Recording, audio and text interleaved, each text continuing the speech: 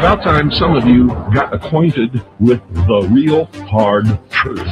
If you don't connect the dots, it's just a mass of what's all this about.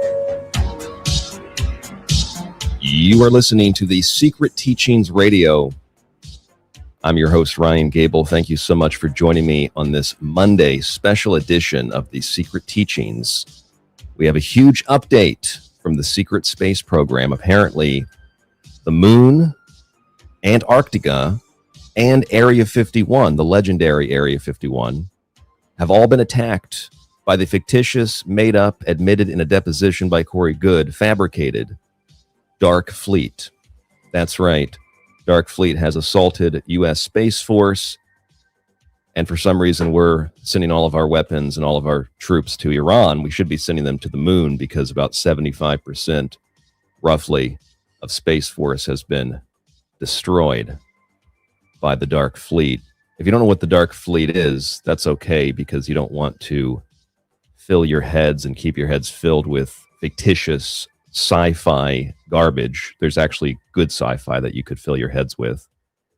Dark Fleet is supposed to be, what I understand, a top secret, some kind of Nazi Fourth Reich, or I heard that there's a Fifth Reich now. They overthrew the Fourth Reich. I'm not really sure what's happening in space, but there's a lot of people that claim that they do, so we will go through some of those claims tonight for fun, but also because I think that the Space Force and the New Age and the whatever gets associated with it is kind of starting to leak into other areas of society. We've already seen this with general and genuine UFO disclosure, but we've also seen this within, I guess you could call it, the resurgence of Christianity. I wonder if anybody else listening to the show right now has heard that Dinesh D'Souza claims that they actually found in Jordan, I believe it is, a couple of years ago, evidence of a talking donkey. Yep, just like the one in Shrek, a talking donkey. And this story is supposed to, I suppose, provide credit to the biblical story, which isn't really the right way to portray it because it's actually a big series of stories. But Dinesh D'Souza says they've actually come across and they've actually discovered the evidence that there was a talking donkey in the Bible. You know, no, don't worry, don't think, don't consider that maybe the story of the talking donkey was actually like a metaphor, that the story itself was an allegory. But no, they found an actual talking donkey, and it's so ridiculous that you wouldn't believe me if I didn't show you the video. You wouldn't believe me if I didn't actually bring it up on my screen and show you, for those of you watching, show you the post from Mr. D'Souza. As I pulled that up, though, I wanted to welcome all of you in the chat room to the show. We are live this Monday night. I see all of our typical listeners in the chat. I also see some new listeners. I see Pound Town, Mr. Hatman, Rod Thunder. I see Amber, who's working a new job. Congratulations on the new job, Amber. Tim Curley is also here. Hello, Tim. Thank you for joining us. I didn't think that Tim could miss a show like this. The moon's attacked. Antarctica's attacked. Area 51's attacked. Of course, Tim has to show up for that. Psilocybin is here. Hello, Psilocybin.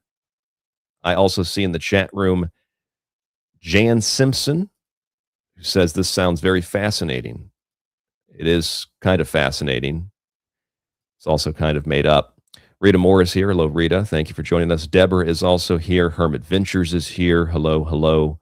As I scroll down through this list of names in the chat, I also see, it looks like Spooky is also here. Mustang is here. Hello, howdy. Welcome to the show. Edward Preston is here. That's a good question, Rod Thunder. Whatever happened to the USS Helen Coetter? Maybe the Dark Fleet destroyed it. I don't know. Who else do we have in the chat tonight? We have ML Ebb. We have Jay Show. Hello, hello.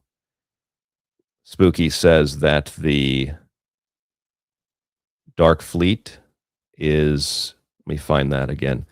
This broadcast is sponsored by the leader of the Dark Alliance. I'm sorry, not the Dark Fleet, the Dark Alliance. Spooky, thank you for sponsoring the show tonight from the Dark Alliance. I appreciate that.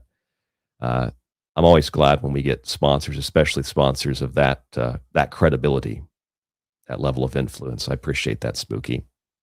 Sedona is also here, and some other listeners in the chat, SEF. Thank you all for joining us tonight on The Secret Teachings. You can see your comments there on the right side of the screen. If you're in the audio archive only, tonight's show will be just as good, but if you would like to see some of the video, check out our YouTube page, TST Radio Official. All right, let's go to Dinesh D'Souza. Dinesh D'Souza, maybe he should call his next movie 2000 Donkeys, because he is very excited about the talking donkey that was found, like in the movie Shrek.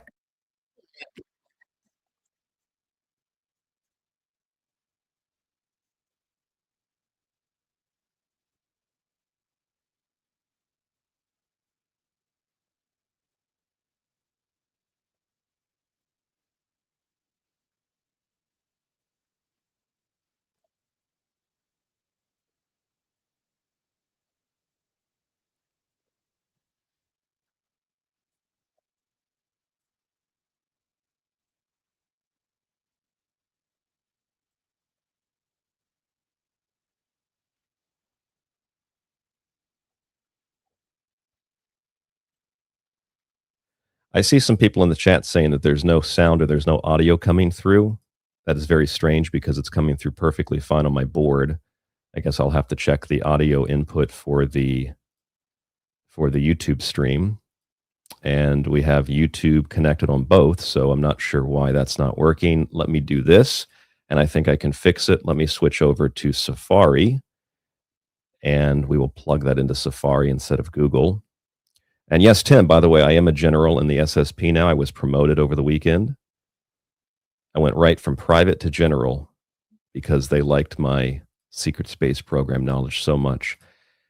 Let's put Dinesh D'Souza back on the screen, and that should work since it's going through Safari now. I apologize for that little bit of confusion. Let's play that again. Let me know if you can hear it, or if you can't hear it, rather, in the chat room there. Safari's just really terrible recently. I don't know why. I updated it and it just doesn't load things, or it doesn't. Just as best why I went to Google.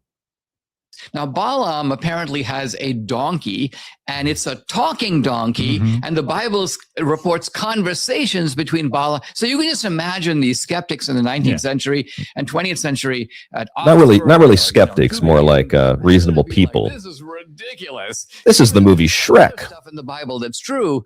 A talking donkey? Really? This Balaam, son of Beor? I mean, this is obviously made up, right? Except in Jordan, not so long ago, a few decades ago, archaeologists are digging. They're not really looking for this, but they come up this ancient plaster inscription, the warnings and sayings of Balaam, son of Beor. So think about it. His name is the same, Balaam. Yeah. Because archaeologists are always skeptical, right? How do we know this wasn't a common name? Yeah. But they give his dad's name, Beor. Not only that, but it's in Jordan. It's in the right area. It's dated to the right time. And just as important, what's his profession? The warnings and sayings of Balaam, son of Beor. He's some sort of a fortune teller. He's a soothsayer. Yeah. So you put all those things together, it's the same guy. Yeah. I honestly, the first time I heard that this morning, I thought that he said Eeyore, like Winnie the Pooh. But I was thinking first and foremost about the talking donkey in Shrek. I guess Eddie Murphy's character was real. It's a real talking donkey. Now, of course, if you look up the story, there was an actual archaeological site and a name that was discovered, but it has nothing to do with a talking donkey. And if you read the story is that the Israelite army was marching on, I believe it was Moab, and the king of Moab says, we have to curse these people before they come in here and take all of our land and steal all of our resources and our metals and kill us all. So they consult a soothsayer. They consult a prophet, or kind of a magical character and employ him to go and curse the Israelites. So King Balak sends Balaam, who's the prophet, to curse the Israelites. And when he's on the path to curse the Israelites, the angel appears and he rejects the angel, and the donkey turns toward the angel and he beats the donkey. And then it happens 2 more times, and the donkey gets beaten a couple of times. And then after the donkey gets beaten, the donkey starts talking and says, "Why do you keep hitting me?" And the guy says, "Because we got to go curse these people." And then the donkey says, "Yeah, but they're God's chosen people, so you can't curse them." And then I guess he repents and he becomes a blesser rather than a curser of the Israelites. I mean, that's quite literally the story. You can read it in the book of Numbers 22. But there's nothing in the story Dinesh D'Souza just told about a talking donkey. There is a story, however, about a guy named Balaam and a king named Balak of Moab. That's pretty much it. This is the level of intellectual discourse nowadays, I suppose. For those of you not watching the video, you can't see that the other person in the video is Roseanne. And as much as I might like some of the things that she said, my goodness, some of the clips that I've recently seen from her show, including this one, are really, really out of the park. But see, I'm playing this because this isn't just a comment on Christianity or something. This is a comment on like the whole of, I don't know, I guess you could say civilization. Maybe not so much outside the United States. I really don't know how it is in other countries. But I do know that in the United States, whether it's the secret space program or it's religious fanatics trying to justify their beliefs, we have collectively as a society lost touch with reality almost completely, to the point where it's actually kind of scary that there are people who believe these types of things who are in any position of influence or authority. I mean, Dinesh D'Souza is a pretty big name in the, I guess you could call it the political realm. And he is talking about a talking donkey as if Shrek is real. I'm looking down, Shrek, as if Shrek is real. I mean, I don't know. Maybe these people are employed to make Christians look like idiots. Maybe that's what it is. It's not that Christians and Muslims and Jews are any different. They all make themselves look like idiots. But this is becoming very, very obvious how silly this Christian resurgence is. We will talk about that on another episode this week, but I had to play that clip because if I just told you that Dinesh D'Souza and some Christians believed in a talking donkey, you probably wouldn't believe me. But as Amber in the chat says, we are in the golden age of idiocracy. Yes, we are. Someone said that to me this morning. They said this is idiocracy. It's actually worse than idiocracy. And I'd agree with that. I think it's worse than idiocracy. So let's start with this on the Pseudologia Fantastica, alien peace treaties, which is a big part of tonight's show. Did you know that there was a peace treaty signed with the Galactic Alliance or Federation, or I really don't know. Maybe Spooky can help us out. He's in the Dark Alliance.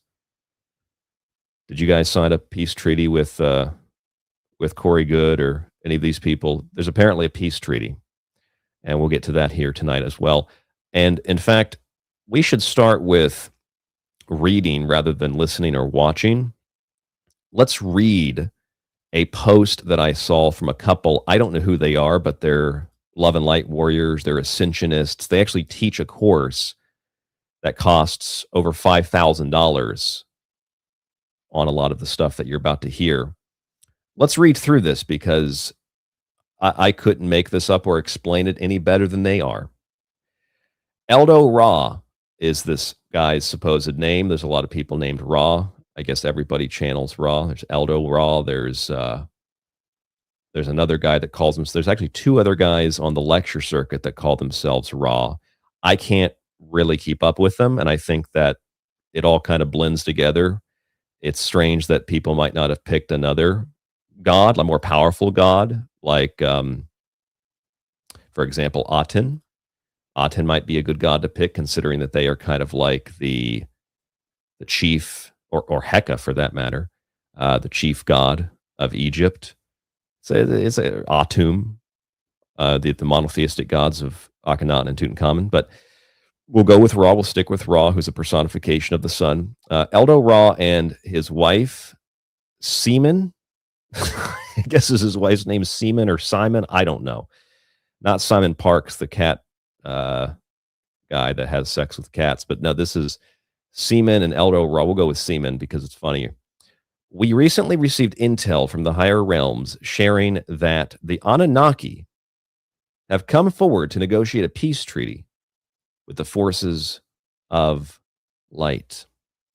We shared some details about this in our last live, and somehow our logical minds still haven't fully wrapped themselves around how big this is for humanity as we usher in the golden age of peace and prosperity that has been promised to us by God. It's strange how God, or whatever these people perceive God to be, gets brought into these weird kind of new age beliefs, new age spiritual Sedona-esque type of stuff. I don't, it's like at one point you become so new age that you reject God, you kind of reject atheism too, you're just spiritual, and then at some point you adopt the term God again. It's a very weird part of this whole thing.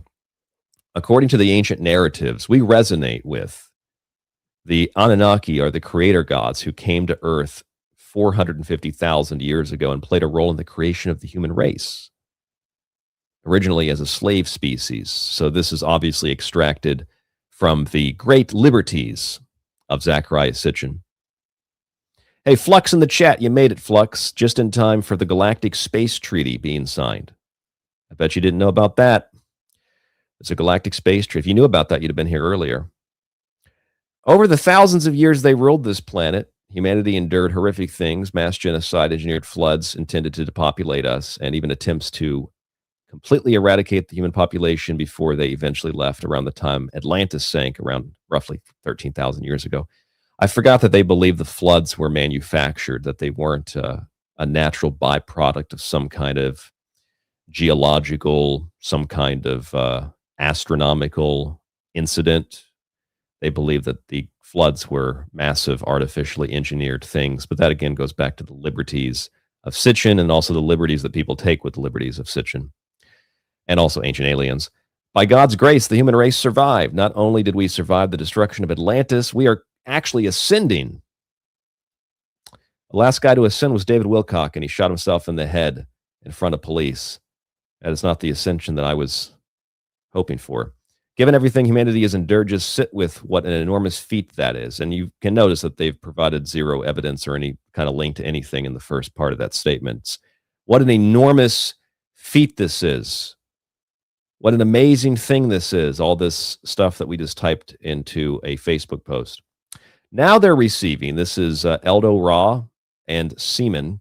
This is the lovely couple. They are receiving another fascinating piece of the story. The Anunnaki themselves are evolving. You thought they were already millions of years more evolved. Well, they're still evolving. Many of them are apparently sick of their own games and the cycle of domination and control. So look, there's a lot of turncoats in the Anunnaki camp. It's important to understand that within the spiritual cosmology, not all Anunnaki were ever considered evil. There have always been positive and negative factions. I'll tell that to Stephen Greed. He disagrees. Including benevolent beings who quietly wanted to guide humanity and support our evolution. And now, according to the intel we've received, I guess they've gotten some briefings. According to the intel they've received, something unprecedented has happened. This is what you're all tuned in for tonight, the peace treaty. Here's what happened. The positive factions within the Anunnaki have officially issued an apology to the planet. They've issued an apology to planet Earth and humanity for what their race has done here. We're sorry for engineering those floods. We're sorry for enslaving you. We're sorry for creating you to mine gold.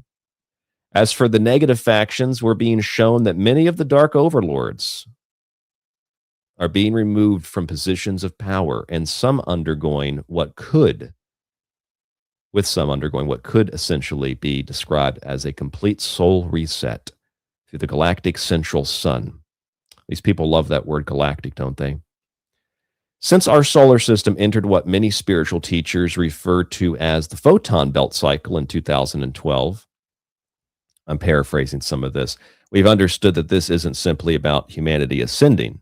The entire universe is moving through an upward spiral of consciousness. So the whole universe is ascending. And that's why you didn't actually ascend the 333 times they told you were going to ascend after you paid $333 for an ascension course, because actually the whole universe, the whole of the galaxies, everything in the universe, everything is ascending.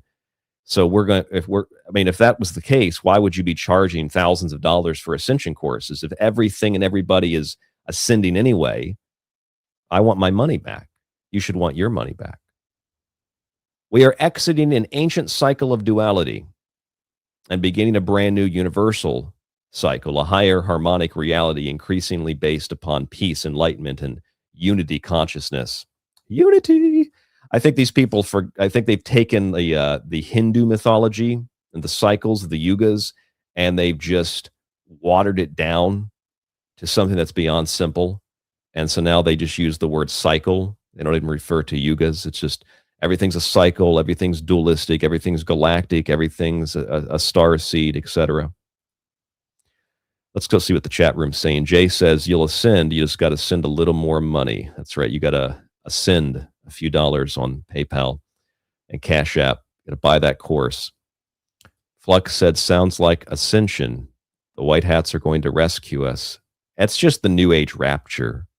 That's what it is. Amber said, Ryan could have gotten that spiritual psychiatrist that's been charged with manslaughter to break this down. You should hear him say, Hermes. Oh, I did hear that. I remember, was it Hidden in Plain Sight? I think it was their show. They were trying to figure out what he was saying, and I was pretty sure it was Hermes Trismegistus, and I sent them an encyclopedia entry on Hermes, because that guy could not say the which funny thing is, when we get into some of these videos tonight, there's a guy that was just on Michael Sala, and Michael Sala spelled his name wrong as well.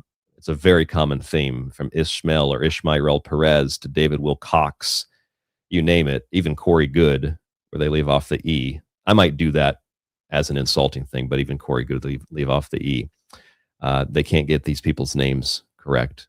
Hermes Trismegistus. That guy could not pronounce Hermes Trismegistus. At least try.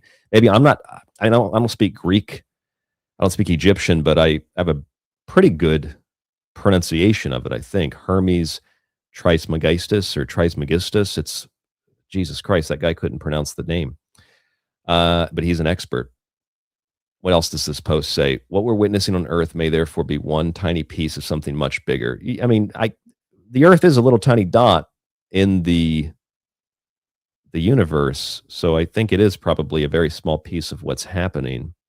But hey, the good news is a brand new book of creation is being written. We shared the full download, including what we believe this means for you and humanity's next chapter, in our latest live. Let's go check out the website of Eldo Ra. I don't know if that's a play on El Dorado. And Seaman, his wife, I'm guessing he's the Ra is the husband, and maybe Ra is the woman. I don't know, maybe the women are channeling Ra now. But let's go check out their website and let's see what kind of courses they're offering. Let me see if I can find it real fast here, because I pulled up so many of these websites last night looking through new things that I had never seen before. And I kind of got lost in it all and got a headache and had to shut the computer down early. All right, here it is. There's El Dorado and his wife, Seaman. You can see there at the top. That's their website. They use the rose and the lion. Everybody loves the lion, or cheetahs if you're Carrie Cassidy. The New Earth Mystery School, Ascension University. I would highly doubt that they are accredited in any way, shape, or form. Metatronic Healers Academy, Level 1, Training and Certification for light workers, star seeds, and way showers. That's actually a new one. I had not heard of that one before, way showers. Ready to activate their gifts and embody their purpose. And look at that, folks. They have graciously reduced the cost of this course from $5,999 to only $5,555. And the enrollment is only active and available until November 30th. It's on fire. So you'll want to subscribe today. You'll want to activate that subscription today. You'll want to enter yourself into this training course for 2027. And for $5,555, you get 8 consecutive Saturdays on Zoom between January 9th and February 27th. $5,555. So it's, what is that? Just under $1,000 per Zoom class. I do one show a week for free video wise, and the audio is free too. There's no advertisements. I guess I should be charging $5,555. Even $555 I could be charging. That's what I really want to do. What I want to do is I want to create, if I had the money to invest in another website, I would create a website that looks just, I would mix together like Emery Smith and Lily Nova and what was that other girl, Elizabeth April, and these people and a bunch of others. I'd mix them all to like take stuff from all their websites, claim that I'm all these things too, and then charge a crazily reduced price, but offer all their services. So like offer light activation, offer ascension, offer starseed work, light worker work, way shower, wayfinder work, just whatever these terms these people use, just offer all of it for one inclusive price of like $49.99 for the whole year. And I wonder if I could make some money off of that. Just undercut these people like real hardcore. Or I could do a Price is Right thing and bring it in at $5,554. Just undercut them by $1. I don't know, which one do you think's better? I think offering like maybe not even charge $50, just offer it for 99 cents a year. Or maybe just give it away for free and just say, hey, everything that you've heard on these websites, we're giving it all away for free. You don't have to pay for anything. But you can donate because we need you to send those donations over to our PayPal and our Cash App so that we can keep this grift going. I see a few other people in the chat room just joining us. Noka is here. Hello, Noka. Through the Darkness has arrived. Steve is also here. Steve Zeno. Hello, Steve. And Varkalum is here. I also see who else popped into the chat a moment ago. Pat is also here. Hello, Pat. Thank you for loving the show and listening to it. So anybody in the chat want to sign up? $5,555. What a steal. 8 weeks of transformation. That's all it takes. They have testimonials too. Can we watch these? Words don't even describe how amazing this modality is. So many shifts and jumps that I've made just within the 8 weeks, from cutting. She said so many shits. It cures your constipation. Cords and removing entities and implants and I've been on the toilet since I started this course. Inner child healing, and I feel I can speak and stand up for myself better. One of my favorite parts about this was the one-on-one sessions that we did with our partners. The container was just so high vibrational after. Oh yeah, it's very high vibrational. We should have done like a drinking game tonight. Each class, I was like buzzing with the high frequencies. You know what would be, actually, I have a bottle of sake in the refrigerator because my wife's been using it to make, what do you call it? Not tempura, but it's like a tempura, like a fried tempura type thing. I should go get the sake and pour it and do the drinking game. Should I do that on air? Can you drink on YouTube? I don't know. I don't drink really, so I don't know. But I should do that because I don't know if I have enough sake, though, for all of this. That would be fun. You guys are the best teachers. I felt your love and your dedication. I love that when you tell us things. Have you noticed how many there's like no sugarcoating? cuts are in here, too? Love that. It all also There's forced one me cut. to come out of my comfort zone. If anyone Two. is just even thinking about signing up, I Three. strongly encourage that you just make the jump and do it. I Four. recommend everyone take this course, even if you feel like you're Even not. if you don't have money, just go ahead and sign up to it. That would. Nope in the chat said drunk Ryan might be a fun Ryan. Actually, I don't get drunk. I don't really drink alcohol, but if I've drank sake, I'll drink like a whole bottle. I feel absolutely nothing at all. Maybe it's the German Native and the Native American genetics. I don't know. They seem to like alcohol. But you want me to go get the sake? I'll get the sake and we'll play a drinking game. All right, let's listen to one more testimonial. I highly recommend Metatronic Healers Academy. This is changing. Look, you get a certificate too. All my gratitude. I feel a lot of peace in my life. I feel my life. That's the most expensive piece of paper that you can buy, $5,555. About a year ago, I've actually skyrocketed into my ascension. I'm in a different timeline now than I was a year ago. And it's all thanks to you guys. I want to recommend the Academy for anybody. You don't have to be a master on this. They will make you a master. And I want to acknowledge the modality of this, the tools, the community, the sharings, the one-on-one healings. Everything that you learn here is just out of this world. And I can say that the tools that you mean made up for your own healing and to be able to heal others, those are tools for the evolution. You will not regret this. You will be escalating quite fast into the ascension path. I took some time to reflect on. You'll be shooting yourself in front of the police in no time. Super Fat Jedi Master said, I'm out watering my garden and had to stop to say how unbearably cringe this is. What the actual F? It is very cringe. And as much as I could laugh about it, and I do laugh about it, I try to hold back a little bit because I feel like these people are genuinely lost souls. Like they're genuinely in need of help.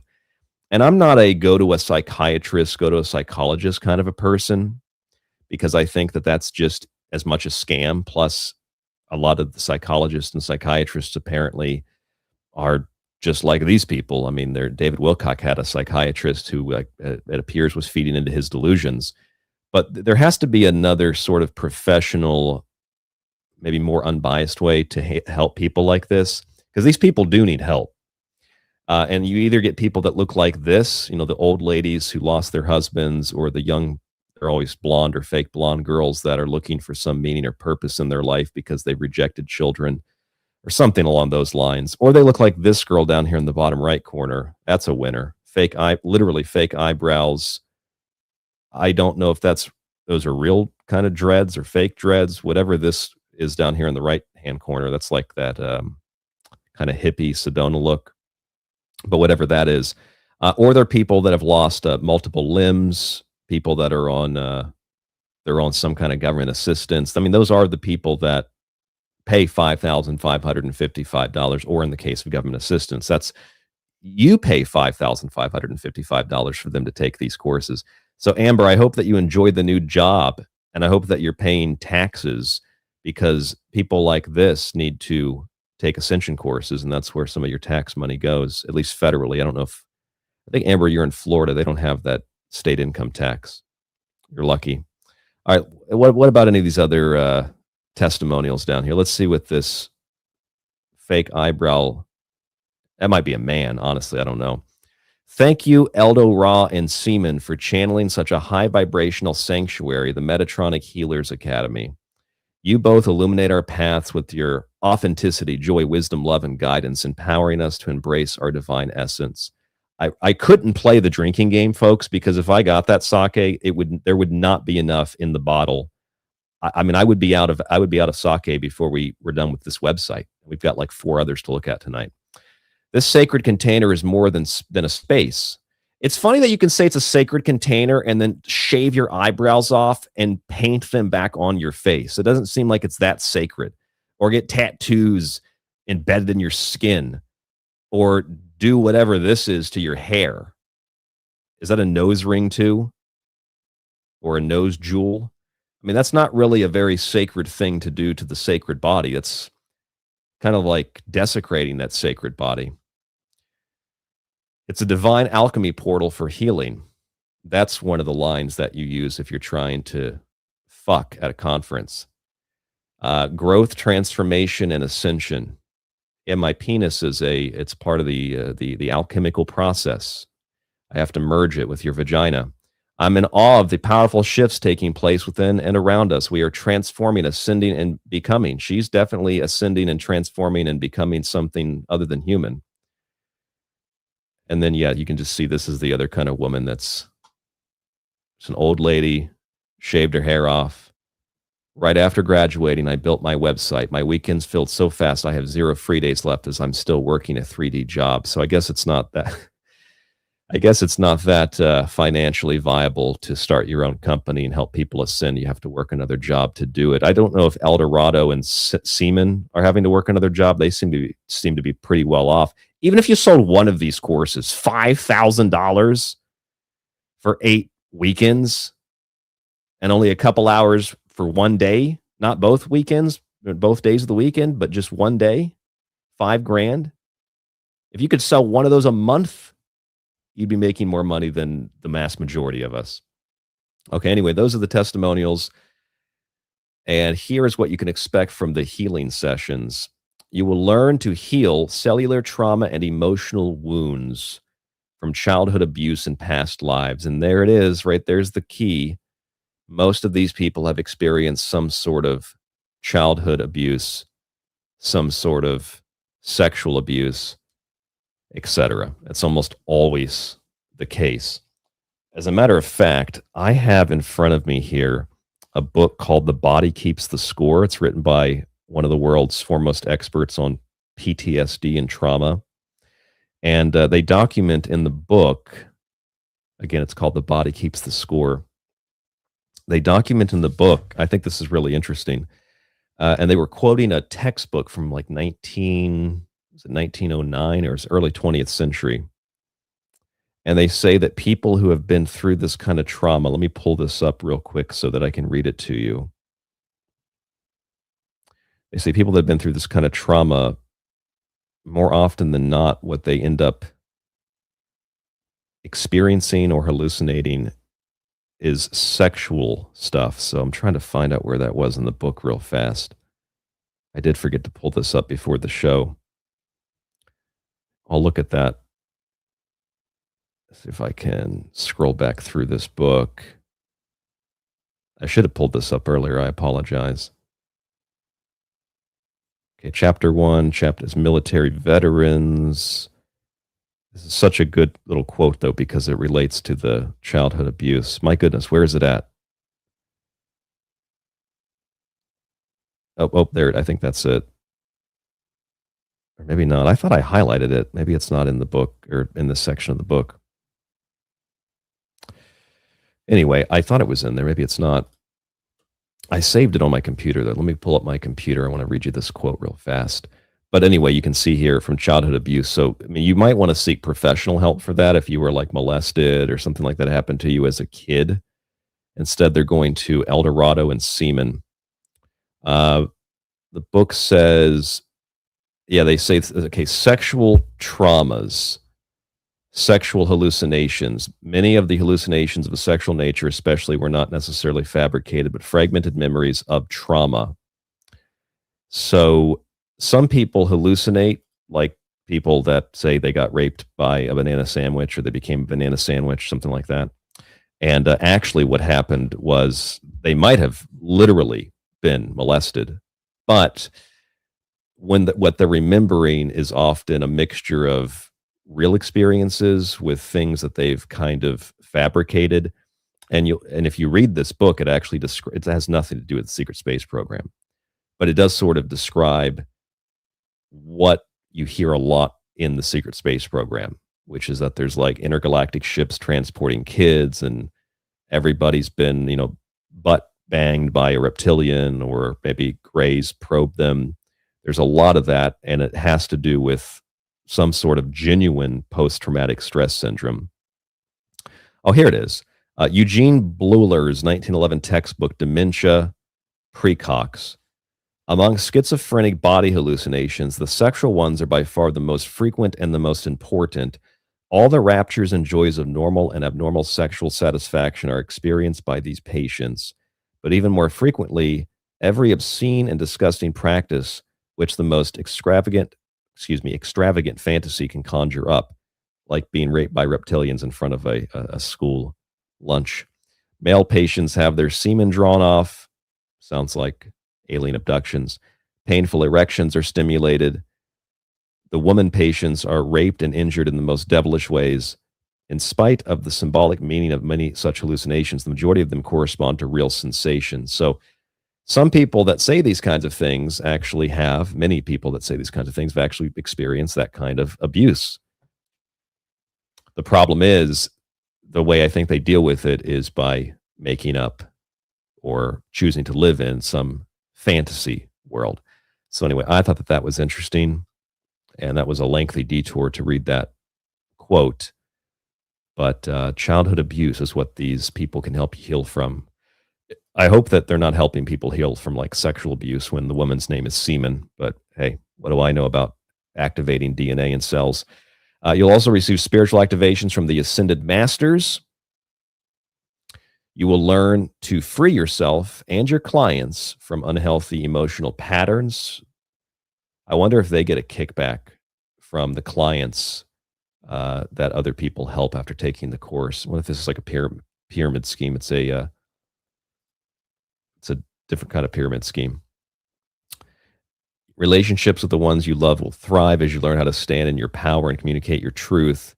Free yourself from dark entities, implants, J seals, Jew seals, like the Seal of Solomon type of stuff, negative mind patterns. You mean just like not having a good day? Like I just don't feel good today? It's a negative mind pattern. You'll have abundance, so much abundance, you'll have to work a second job to pay for your bills. You will align to your soul's higher calling and enjoy a life full of freedom, passion, purpose, and deep fulfillment while being in service to humanity. Each week in class, you'll have a one-on-one practice session with a partner, giving and receiving powerful Metatronic healings. James Gillen gives some of those Metatronic healings up in his vibration room at the ESETI Ranch, but he's definitely not molesting anybody up there. I don't know if he's molesting people, but there's been some claims. Admittedly, I'm responsible for some of those claims, but that's neither here nor there. Let's see what else they have on the website real quick before we move on. Premium offerings.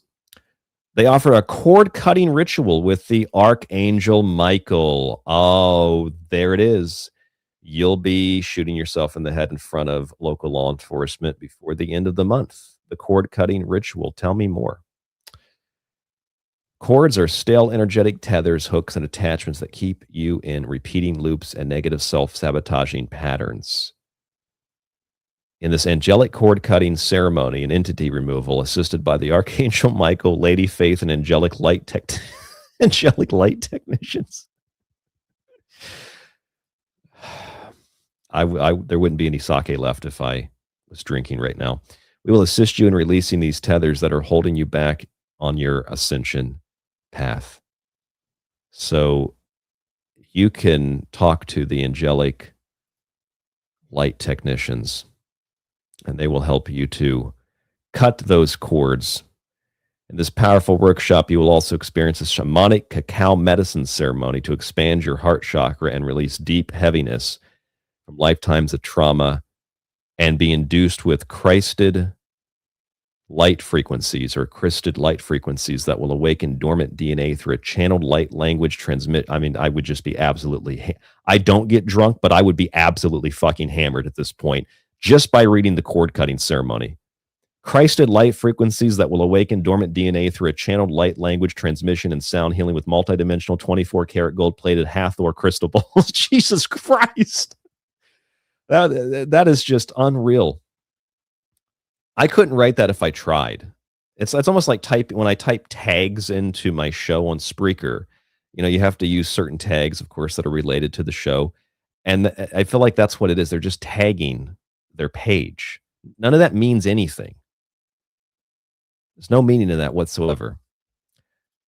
We'll go to the chat. Rod Thunder says, Michael really gets around. Yes, he does. He helped David Wilcock who, by the way, before he died, said that he was not in contact with the Archangel Michael like he thought he was, and that maybe he was misled by what he was being told, which, hey, I told David, it's not the Archangel Michael. If you're talking to anything, it's a demon. It's probably Belphegor, who requires you to bathe in your own urine and take baths in bodily fluids. Don't think it was the Archangel Michael, but hey, the Archangel Michael apparently doesn't care. I guess he's not real, because apparently doesn't care that all these people are using his name to make money. And there it is again. The Archangel Michael will help you, along with the angelic light technicians, cut your cords. Now, it doesn't say there at the top of the page how much this costs. How much is this cord cutting ceremony? We also have the solar flash attunement. That's for old women with hot flashes, the solar flash. And the Merlin 144,000 Excalibur activation. That sounds interesting. And the Lilith toxic masculine feminine implant removal. These people do need to be locked up in an asylum. Where's the cost of this?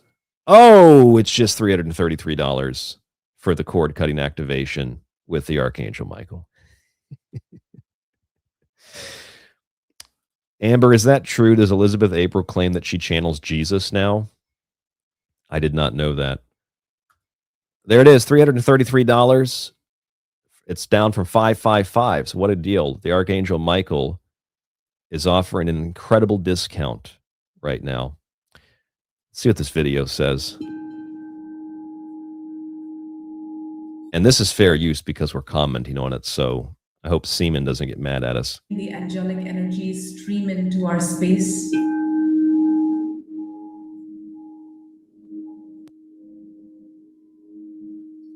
These Hathor crystal balls are probably trademarked, patented to the sound.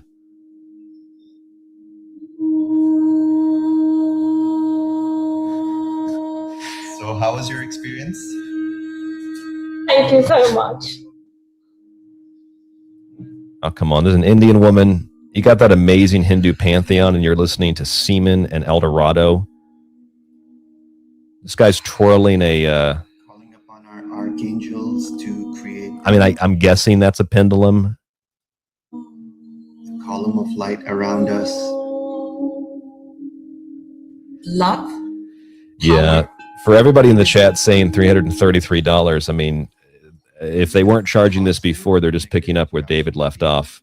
You're going to form what looks like that dark cord there. Cord cutting is super powerful. You know, one thing is cord cutting. The other thing is cord cutting with psychic surgery. It is psychic surgery. Powerful. Many of you are going to remember this year as the year where you really walk through massive change in your soul's evolution. You are heading to an insane asylum. Archangel Michael and Lady Fate to guide you through this process, to help you release all the burdens, all the baggages, all the stories, all the patterns that you're now ready to let go of. All jokes aside, Noka is 100% correct. The real cost of ascension is $0. Find your own path. Fully allow yourself to soar. We invite the fairy realms. Oh, there's fairies too. Unicorns. Oh, there's unicorns. Holy shit. The dolphins. There's dolphins. And the dragon realms. And the dragons. All right. Assist us. The whole sci-fi fantasy section. Felt this kind of healing energy before, and it just melts you. Holding the awareness of the mega process that you just went through. I want you to embody this new person that you have just stepped into. I want you to release, shed your skin like a snake sheds. They've got Bastet down here in the left-hand corner. New version of you. Wonder if Simon fucked her too. Release. Oh yeah, look at this. Celebrate. Releasing all stagnant energy pockets. Move your body like no one's watching. this is all the equivalent of those liberal, what do they call them? Retreats, female retreats, where the women go into the woods and just scream at trees. I'm sure that makes the trees feel really good. They probably get super stressed because of that. That's basically what this is. Just get up and dance. It's only $333. With $333 or even $555, you could do something valuable with that money. Like you could actually take a dance class. And the funny thing is, in this book that I'm reading, The Body Keeps the Score, by the foremost or one of the foremost authorities on trauma and PTSD, he talks about how people are often helped in their trauma and PTSD by taking like a dance class, by taking yoga, by taking some sort of martial arts class. So you could just invest that money in buying a pair of Lululemon pants, buying a water bottle, buy one of the ones with the crystal in it, for all I care, and take a dance class or take a yoga class or something. First of all, it'll be cheaper. Second of all, it'll be legit. And third of all, you'll actually get some kind of benefit out of it. Let's see what else we have here. Merlin, I'm very curious to see what the Excalibur activation is. Join us as we experience a transmission from the Ascended Master Merlin, the mythological character Merlin. You can talk to Merlin. You can talk to the mythological character Merlin for only, I'm going to guess, $333. No, $444. I'm an idiot. It's the 144,000 Excalibur activation. So you're going to have to pay $444 for that. I mean, even if Merlin, Merlin probably was based on somebody real or a series of characters who were real, but Merlin is a mythological character. Did these people not know that? It's not real. It's like that episode of The X-Files where they talked to that woman in the hospital and she said that she had sex with an alien. His name was Luke Skywalker. I mean, that's just what this is, except you're paying for this. It's not just pure entertainment on television. We never expected to be working with Master Merlin. He contacted us while we were on our way to stay in Avalon. Jesus Christ, these people need help. And you have to always add this part to the to the page. They say on their page that this is a true story. It's not a fake story. It's not a made-up story. It's a true story. They actually had contact with Merlin. The whole experience felt out of this world, and part of us wondered if it really happened. It didn't.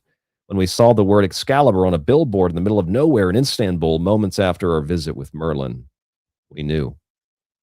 Merlin guided us to go to Avalon, Glastonbury, Avebury, Stonehenge, areas of the UK to receive specific galactic codes and activations needed for our soul's mission. Look at how they just blend together all of this stuff. They're blending together the King Arthur, Merlin mythology and legend. I know it's in the same geographical region of the world, but with megalithic structures, and then blending that together with New Age secret space program, galactic codes and activations for your soul mission. It's just anything that makes people say, I got to sign up for this. Just any and all words, whatever you can throw in there that'll get people to click on it, I guess, is all that matters. And you see some testimonials there. They don't have a video on this one, though, because I think it's more exclusive. Merlin only comes out for $444. You can't talk to him for anything less than that. And I mean, that's already a discount. It's down from $777, which is an angel number. You know, that's usually the cost of the Archangel Michael. But if you compare these two, actually the Archangel Michael is cheaper to talk to than Merlin is. So the Archangel Michael is actually more real than Merlin is. Solar flash attunement. This is a new term for hot flashes for old crystal bitches.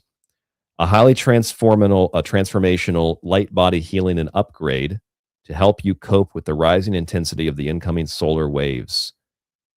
I think that there's always solar waves, but activate your DNA with higher dimensional codes, allowing you to tangibly experience a new pristine heaven on earth reality where life feels lighter, more vibrant, and easy. Only $333. You get instant access. Let's see what else. The last one, Lilith, toxic masculine feminine implant removal. That one blonde girl was talking about the implant removal. And you are correct, Jay, in the chat. Merlin sounds like a demon if he needs money to appear. Atlantean J seal and Lilith implant removal. I don't know what the J seal is. Is that a Jew seal? J seal. Maybe it's Jesus. Could be Jesus. It's only $555 though. Let's see what a Lilith implant even is. I don't know. Lilith implants are the most nefarious 4D etheric negative Anunnaki technology placed in the unseen layers of your DNA and light body since the time of our creation.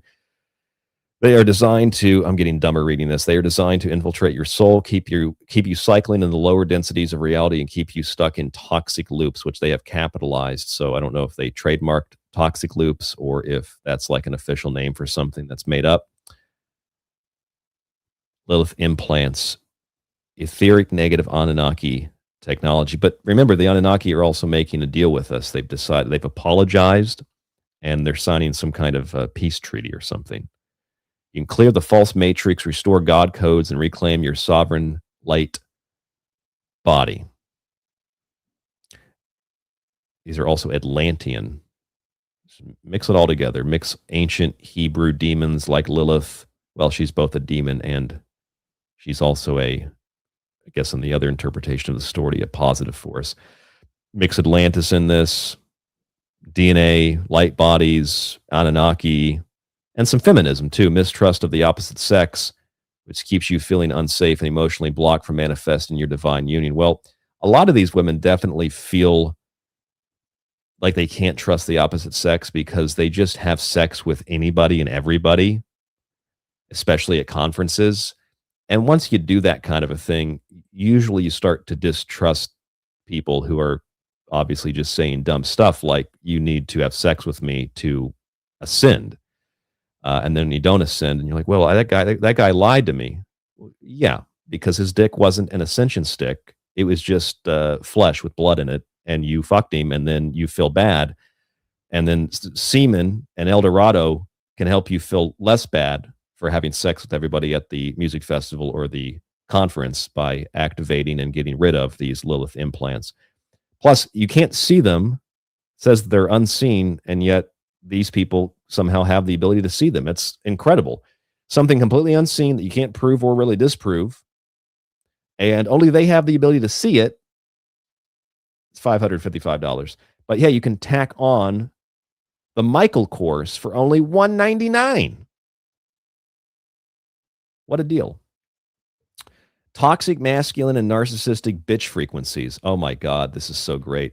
Playing in the undercurrent and interactions of your life, creating judgment and separation. Yeah, I hate those narcissistic bitch frequencies. There's a whole bunch of those. Feeling disconnected from inner guidance and intuition is just people that are lost and need help. And don't pay these people hundreds of dollars for this crap.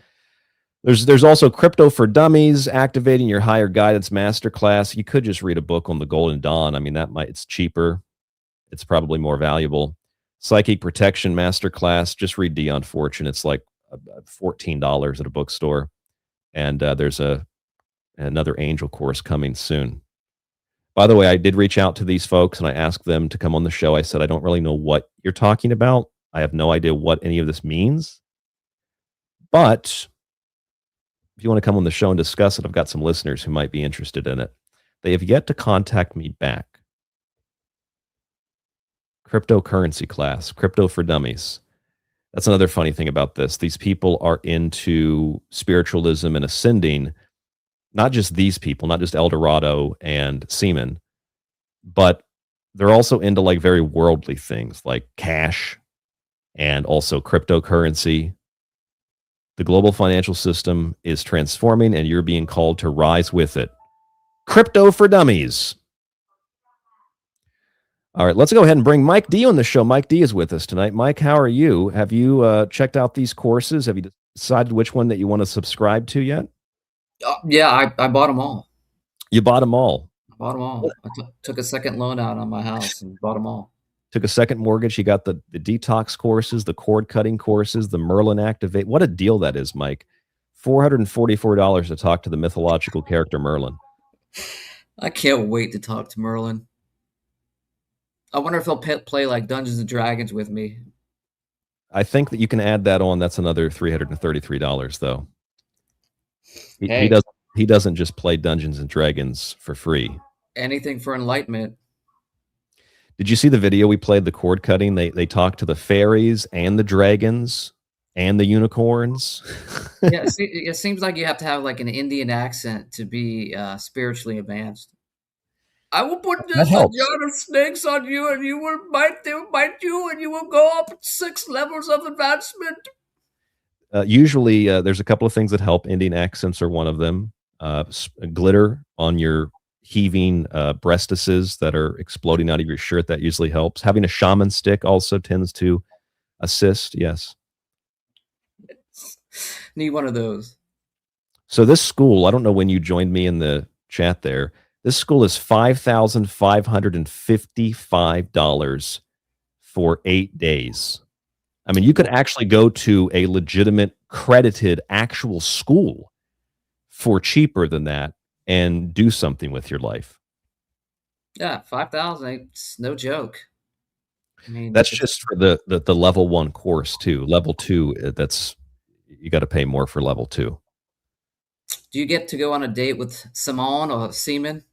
I don't. They do actually look like swingers, so maybe. They really look like. I don't really think these people are monogamous. They seem like they share it. Dude looks like he plays the trumpet. So that's the Metatronic Healers Academy. How much did you hear before I brought you on? Oh, the last half hour, actually. Okay, so you heard quite a bit there. Yeah. Miss Dostokos in the chat said, funny thing is, one can go back and listen to some of the Manly P. Hall lectures on YouTube for free.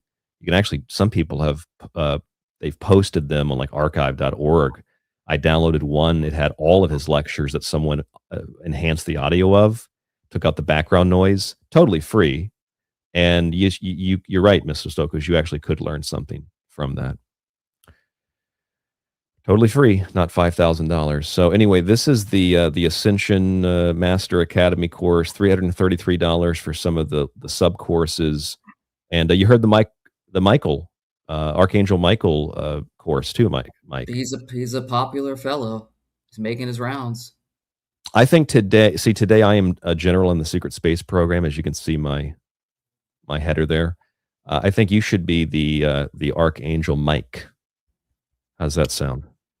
Sounds good. Yeah, send me $5,000, and we can get in a bathtub together, everyone. Do you have to piss in that bathtub too, Mike, or no? Yeah, we got to mix our piss together to get the full effect of the bathtub. I'm sorry, folks. It's gonna get a little lowbrow from here, but hey, what can I tell you? Well, we're not the ones that are telling people to do that. You can become a certified Metatronic quantum healer. So you get certified by this fake school, and then you can go run the same scam on other people. I don't know why are you even going to work, Mike? Every time I talk to you, you're always stressed. You've got multiple things going on. I'm always stressed. I've got multiple things going on. Why am I even trying? Why don't we just make a website like this, get some headshots taken, and start selling these kinds of courses? We know all the BS. So yes, I mean, I think it would take off. Everybody in the chat right now, it's taking off in the chat. All hail Archangel Mike. Thank you. Please send that $5,000. Send money. Mike needs money. Money now. Money me. This really is like that George Carlin bit. You know, God's all-knowing, all-powerful, omnipresent, etc. But he's just not good with money. Archangel, almost all-knowing, almost all-powerful. Just he's not good with money. Neither is Merlin. Merlin can manifest anything out of the ether. He's a magician of the highest order, but he's just not really good with money. No, he's not. No, he's not. I think he makes it actually. His robe must have like loose pockets. Yeah, the money just falls right through.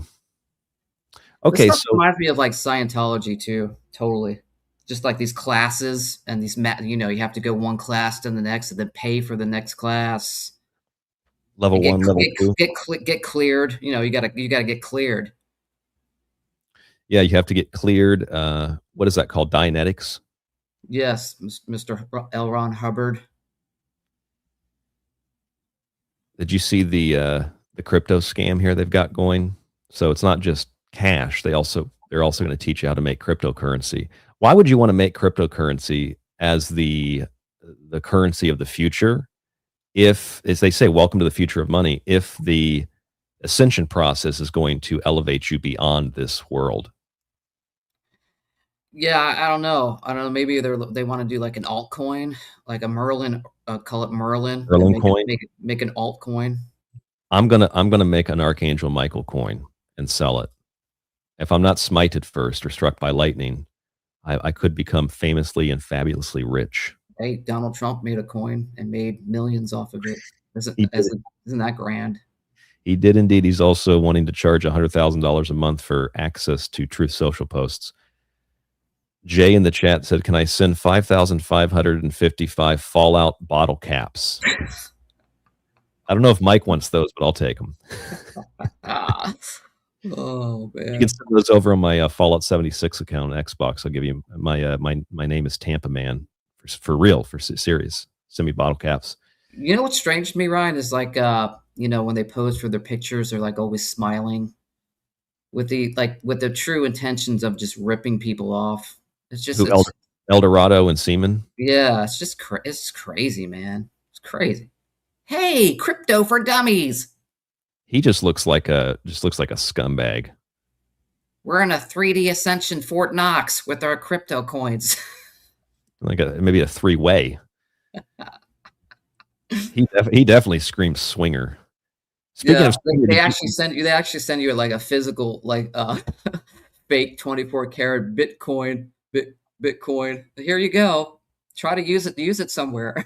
Well, that's probably what the 101 sessions are. It's a 101 swinger session. You can pick Seaman or you can pick Eldorado and just have some fun. Why does she have headphones on, or what does she got, earpods, or what does she got on? She's got something to come out of her ears.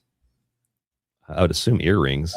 Earrings. My bad. Yeah, it looked like, I guess that's her necklace that connects, whatever. Probably $12,000 a pair. These fake AI generated people. So there's the 101 practice session with a partner. So I guess you can choose your partner. Which one do you want to bang? The guy or the girl? You want to bang? I'm gonna bang the trumpet player. If you want to bang both, that's gonna be more. It's gonna be at least 10 G's. So that's the same people that they're claiming. I don't know if you heard this, Mike. They are claiming that the Anunnaki have signed a contract with, or are preparing to sign a contract or a peace treaty with us. So the Anunnaki, the evil Anunnaki, have decided they've apologized to Earth and that they're ready to sign a peace treaty. There's also reportedly a peace agreement in the works galactically. And maybe that's the same one. I can't keep up with all this stuff, but there's apparently a galactic peace treaty that's also in the works. We'll look at that tonight as well. Here is their Facebook post again for people that missed it. You can see here where it says that the Anunnaki are evolving. They're sick of their own games, and they are preparing to, they've officially apologized to the planet for what their race has done, and they are preparing to sign a peace treaty. So I guess that's good news. There'll be peace in the galaxy. Back again. That's great. Into the I just watched Star Wars with my wife. We watched the whole thing through, and I couldn't believe, because I've never been like a gigantic Star Wars fan, like religiously obsessed with it like those Disney people are. But I haven't watched it for so long, I forgot a lot of it. And when I went back and we watched it, I thought there's so much in Star Wars that really is just what these kinds of people do. They really do just watch like from the Federation, the alliances, the good versus evil, that kind of Taoist thought, a little bit of like pseudo-Buddhism of Yoda. That's all these people do. They just take science fiction and charge you money for it. Yeah, Alex Jones will totally break it down for you, Star Wars, to what's going on right now. Okay, so let's go back and let's look at the subtitle of tonight's show. I don't know if you heard this, Mike, so I'll ask you outright. Did you hear that the moon and that Antarctica and that Area 51 were all attacked. Did you hear about this? Oh my God. No, it didn't come up on my TikTok page. So it didn't happen then. That's what you're telling me. It didn't come up on TikTok. Let me show you. It's got this clip here I saved from get this advertisement off here. I apologize. So many advertisements on Michael Sala's page. Okay, this is from Michael Sala. He's talking to Lily Nova, who I know for a fact despises me. She wouldn't even walk into the general area where I was standing to talk to her friend who was trying to get her to come over because I was standing there at a conference. Here's Lily Nova on Michael Sala. Lily Nova is a, quote, channeler, and I don't even really know what else to call her. I think that's the kindest thing I could call her. She's a channeler. She does remote viewing. But she's going to tell Michael Sala that not only was there an attack on the moon, there was also an attack on Antarctica and Area 51.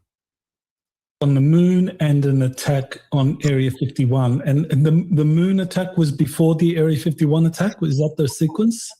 No, the Area 51 attack was on the 25th, and my moon recall was the 26th. Your informant told you that the moon was attacked on the 27th. So it literally happened within 3 days of each other.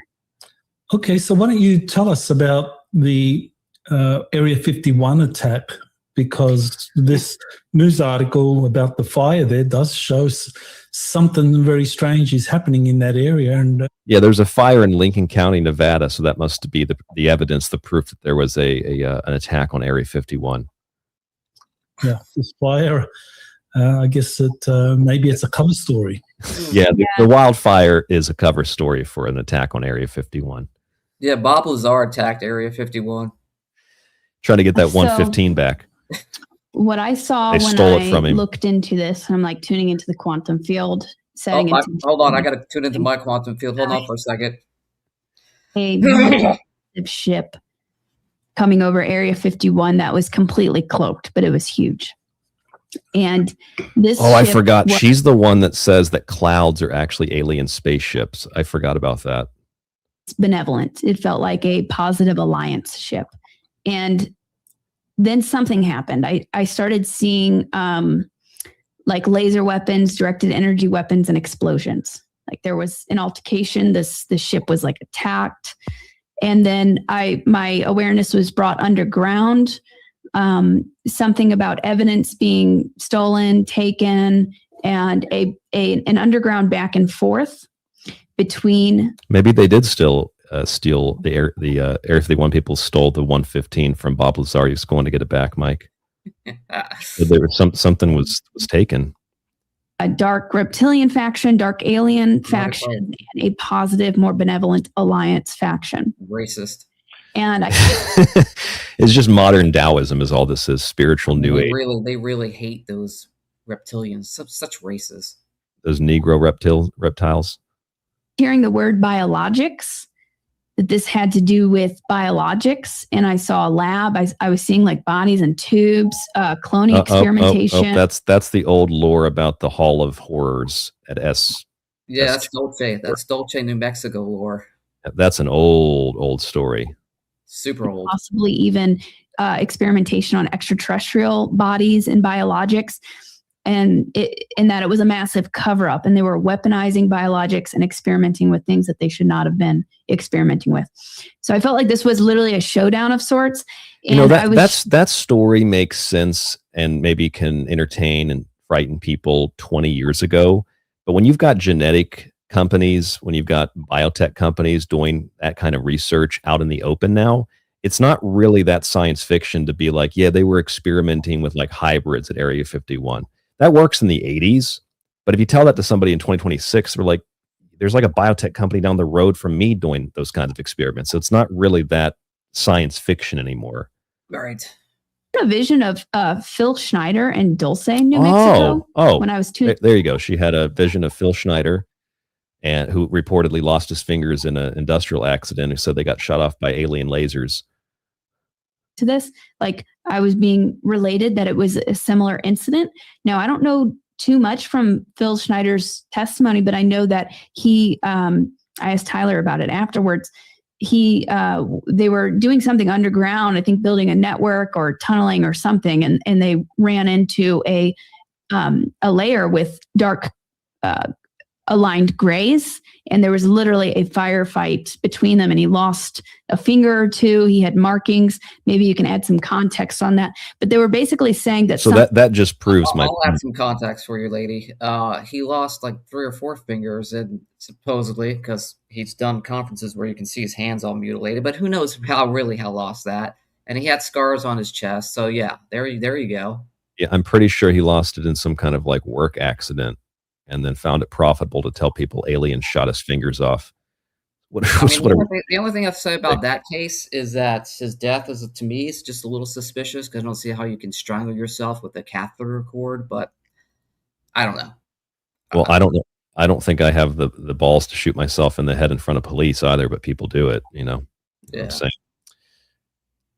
Similar happened at Area 51. There was a showdown. So basically that whole Phil Schneider story, that's exactly what happened this time, except I'm the only one who saw it. And then they showed me that the base is connected. I saw it growing, vast underground network connected to all their bases around the country and around the planet. Also not new news. That's for missing 411 from 15 years ago news. I mean, that stuff, that's like conspiracy theories from the 80s and 90s, maybe even before that, probably. I heard the Positive Alliance is hitting base by base to snuff out aggressive deep state assets and project facilities. Aggressive. And again, they were showing me like cloning, like possibly even political. Can they stop inflation? I mean, can they do something positive and stop inflation? So my money pays more. Can they lower taxes? Yeah, I saw JD Vance serving beer at a restaurant the other day. Did you see that story? And I asked the Fox News account, the JD Vance account, and I said, why don't you go to gas stations and pay for people's gas rather than serving them beer so they forget about how much gas costs? I really wish this White Hat Alliance would do something best for just us, the people, you know. It doesn't seem to work that way. They're always just, you know, they're intercepting the Dark Alliance and blowing up underground bases. They're keeping you safe from behind the scenes. Ah, yeah. Well, with your powers as the Archangel Mike, you should be able to get in there and see what's happening. Channel the same thing she's channeling. Tell us if it's true or not. Rod Thunder in the chat. I want to reverse speech this lady and just get the total lies coming out of her mouth. Well, I'm sure it'll be just like David Oates' reversal of Corey Good and David Wilcock. It was, I have some of them on my board here. One of them was like, and scam it. I think I have all of them on my board, the ones that he had pulled and sent to me. The scam. The scam. Yeah, the con is big. That was another one. The con is big. Scam. Here, let me play that. What a great clip. Let me play that. And they basically restored who he was. The ET consciousness, they restored it. So he Rod Thunder says he likes Lily Nova's tattoo. Different person. He is not the same person. That's most people just want to bang her. That's why she gets to talk. The con's big. The cons. And the con's big. The con is big. It is a big con. It's a giant con, giant scam. All right, let's play a little bit more of this. Facilities that are being taken out. That's what I got on Area 51. Maybe you can add some context to that or your thoughts. Yeah, that's fascinating. Yeah, that connection with what happened at the Dulce underground base with Phil Schneider when there was this expansion of a surface base that was going to be used by the humans or by the military. I think she's drinking out of a crystal bowl. They opened up it's a giant cup chamber into a deeper layer where there were these very tall grey aliens, and they apparently were doing things down there. And so anyway, you get the point. It's basically the same exact story that we've heard for 20, 30, 40 years. And they're just rehashing it and retelling it. It's the remake. It's the 2026 remake of the Phil Schneider story. But Area 51 was attacked by the dark forces, and so also was Antarctica, and so was the moon as well. Yeah, they know these Gen Zs don't read, so they're just going to just rehash old stories and you know, make it seem like they know that they know the know. Antarctica also attacked Michael Salla. Here's another clip. And while I load that one up, we'll go back to this other Michael Salla with Lily Nova. Just to finish my thought on this, when I was listening to this the first time, I thought, so not only are they rehashing and retelling those same stories, but Lily Nova says this and tells this story, which kind of confirms the base belief of Michael Salla, and then he just scratches her back by saying that, yeah, this old story, it's real. It just confirms what you're saying. So they just go back and forth, confirming and reaffirming what they both believe based on their own delusions. And that's what I guess convinces the audience that it's real, because two people from different generations agree that they're both insane. Yeah, very true. So that's what it is. I'm just looking at his bookshelf back there, and I wonder if it's like the same 3 books, just copies of the same 3 books that he had back on his shelf.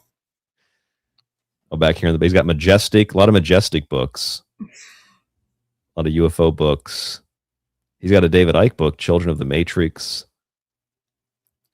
Yep, that's a book that if you that's actually a really interesting David Icke book. It's one of my favorite ones because it more so documents the history of like reptilian mythology within different cultures. It's actually a pretty interesting book. But I think people read it and think it's literal.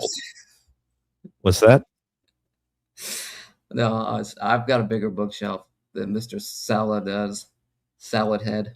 I do too, and most of my books are real books, not these fantastical books that he has.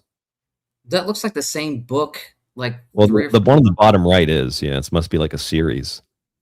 What is that? What does that say? Something Army missions, U.S. Galactic Federation. He's got books on the Galactic Federation. These are just books that his guests gave him, I think. Yeah, probably. But that's the proof, because it was in a book, which really sucks nowadays because anybody really can just publish a book. And you can publish a book that says anything, and there's no one that's going to fact check it or make you have to prove that what you said is true. Let's go to this Antarctica attack. Okay, so Michael Salla says Antarctica is also under attack too. Transcript of what she said about some random person on social media. This is me. Okay, that gives us an idea, and it's very interesting that they're wanting, the Dark Fleet wants to regain control over Antarctica. That Antarctica is now under the control of, I would guess, the Space Force, the Space Command. It's being used by the Earth Alliance. Catherine Milano.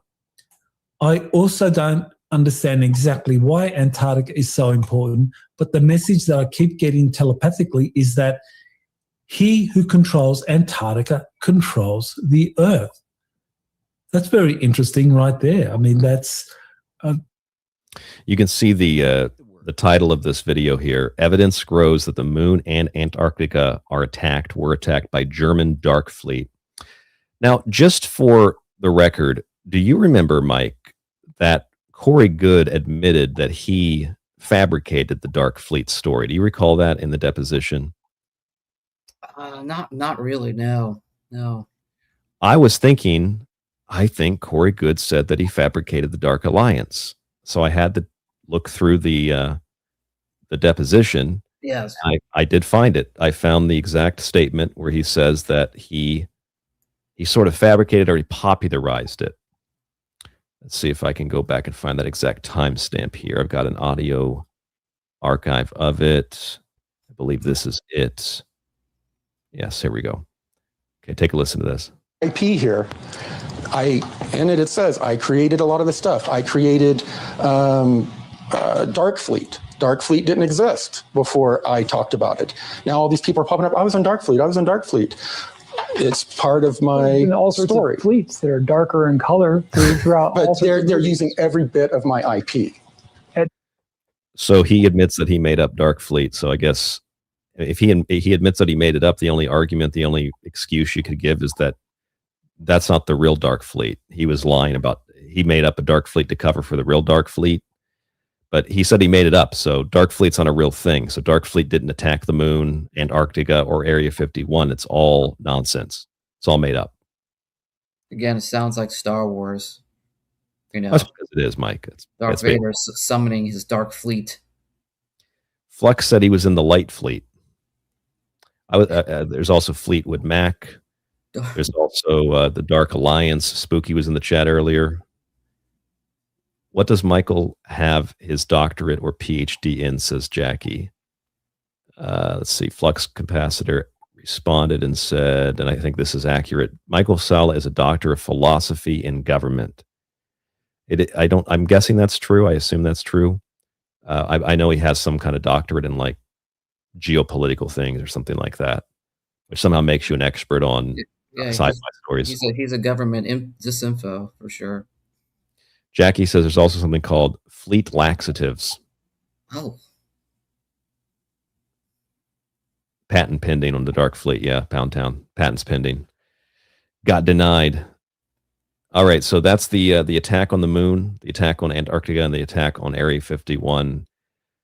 I listened to one interview where someone said that they killed 75%, roughly 75% of all the Space Force on the moon. So we lost a lot of soldiers recently on that moon base.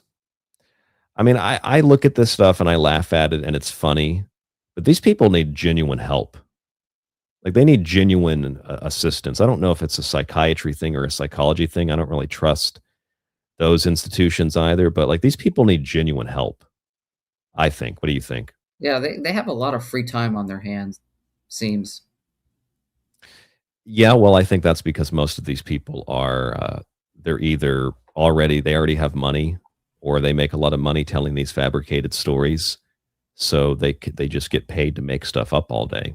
I mean, it's a form of, it's definitely a mental disorder, but it's like hoaxsters, you know, that get off on faking stuff and seeing how many people they can entrap and make believe and actually pay them money for lies and disinfo. I mean, they must get off on it. You know, it's just bizarre. Some of these people are also, there was a woman, Catherine Milano, I think is her name. She's like a psychologist or a psychiatrist or something in Sedona. And you listen to the stuff that she says. I mean, she's certifiably insane. So even if you were to say, let's go take someone who needs help to a psychologist, especially if you're in Sedona, you might run into someone like this who just reaffirms their beliefs. You take someone to the doctor's office because they're having these like delusions of grandeur. They were in the secret space program. They saved the earth, etc. And you end up taking them to a psychologist in Sedona, and they tell them the story, and they come out of the office, and they're like, see, I told you were wrong. My psychiatrist also said the Dark Alliance or the Dark Fleet was real. They said they were also, you know, in the secret space program. So what do you know? Because you have a lot of people that are in these professions that apparently believe this crap too. Yeah, and it's a disservice to the paranormal in general, right? It is a disservice to the paranormal. Or at least to the unexplained, whatever you want to call it, yeah. You have, you know, real people doing real research out there on things that are unexplained, that are logical, you know, try to get evidence, try to get proof, do a lot of research, not lie. And then you have these complete fraudsters. I mean, look at this guy. This guy AI. It looks like a Muppet. An AI Muppet. He absolutely looks like a Muppet. What's that Muppet's name that he looks like? I don't know. What's the old Muppet? Oh, those two old Muppets in the yes. He does. Michael Salad totally looks like that Muppet, Statler and Waldorf. What are they? Are they Jews?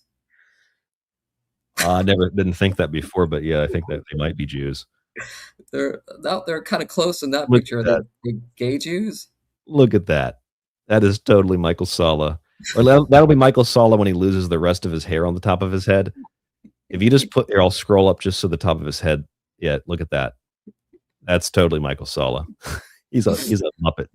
Oh, that's funny. Yeah, I knew he looked familiar. I I was thinking the same thing. Why does he look so familiar? And I couldn't put my finger on if it was a cartoon character or if it was like an actor or something. But no, you're right. He looks like a Muppet. It's like a Muppet. I feel like smacking his face is what I feel like doing. The sword of justice that someone in the chat said. I'll smack him in the face with the sword of justice. Yeah. Sword of Excalibur. You got to pay $444 to pull that out of the stone, though. Yeah, you got a better look at his bookshelf here, Mike. He's got U.S. Army Insider Missions #3 with an AI-generated Scandinavian fellow there. That's his book, Dr. Michael Salla. And then he's got Exopolitics. That's also his book there. That's a horrible book too. I've seen that and read through some of it. It's terrible. Oh my God! Now that I'm thinking about it, I might have one of his books. I'll have to check my shelf. I might, dude. I might have one of his. I'll send you a text later if I have. I'll have to look. I can't do it now, but I'll do it later. Please send me a picture and I'll put it on the social media. All right, let's see what we have. I love these transcript features now on YouTube. I don't know if it's always been a feature, but now that there's the feature for the transcript, I can just search through these videos. I don't have to watch 4 hours of this crap to find clips. All right, let's see. We can listen to some of this stuff here. This is what's her name? Dr. Catherine Milano. Another doctor. Huh? Another doctor. Doctor? Oh, yeah, that's on the far side of the moon. That's exactly Dr. Dre. And it's also very large. Now, when you are in communication, now, have you ever been to Lunar Operations Command? I mean, do you know, I know it's supposed to have multiple levels and each level has various things happening there. I have in my first 20 and back and also my second 20 and back. I've Once again, Corey Good Inventions, the 20 and back. Going up to Lunar Operations Command. And that's when it was in control of the Germans, the Dark Fleet and whatnot. So I have memories. Also made up by Corey Good. We just played the clip. It is big. It goes down really far. And I have brief memories of being in there. She's almost got like a Gollum look to her. We got Muppets and Gollum.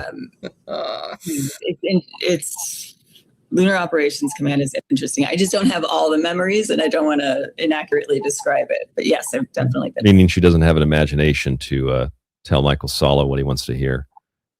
Many times. I mean, think about it, Mike. If you went to this Luna base, the Luna Command, whatever it is, even if it was just a hut on the moon, you would think that if you went to the moon, which supposedly only a few people have been there, some would argue that no one's ever been there. I think I would remember it. Don't you think you could at least describe it if you went to the moon? For sure, man. I'd take my iPhone with me, try to take some pictures. I mean, I go to a supermarket once a day. It's just mundane. I don't really pay attention to it. And yet I could describe you everything along my walk and everything in the supermarket. I can tell you where anything is. And you can't tell me what the moon looks like. If you were on the moon, at least say it's made of cheese or something. So why don't you now just explain what happened or what they... A lot of people think it's cheddar. It's actually blue cheese. Told you happened on July 27, which is just a little over 2 weeks ago. Okay, so here's a woman. So let me set this up. Here's a woman who is being told things. And then Michael Salla is asking this woman who's visually insane what she is being told by the voices in her head. Okay, that's what he's asking her. What are the voices in your head telling you? Well, it seems logical. It's absolutely logical. Nothing more logical than this. 2 weeks ago. Right. So on July 27th, my precious. I got pinged. They have a series of sounds that are unique to me. I got pinged, and Zero Dark 30 contacted me. Jackie, it's Swiss cheese. I'm sorry. It's so hard to describe, and it's really a difficult situation. That something was going on upstairs, and I should also mention that over time. So I work with Erica and Marina, and her at the same time. That's also correct, Pound Town. These girl UFO con artists are way less creative and original. Her at the same time, except for Cheetah Freak Carrie Cassidy. And then just visually, she and I got the same exact images.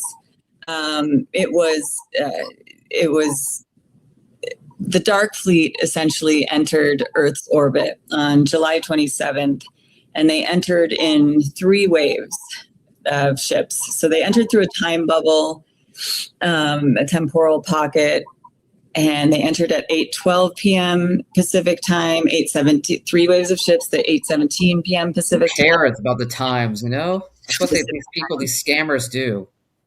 They, you know, they don't get to the gist. They just keep going around and 8:15, 8:17, 8:20. I can't describe the moon, though. Which is exactly, which she can't describe the moon, but she can give you the exact timestamp for when the Dark Fleet entered the Hot Pocket portal. And they had planned that attack. They came in through a temporal bubble. This had been planned way in the past using looking glass technology. So it's time travel. Yes, they had identified July 27th as a specific date when a huge conference was happening, and I can get into that conference as you want, if you want.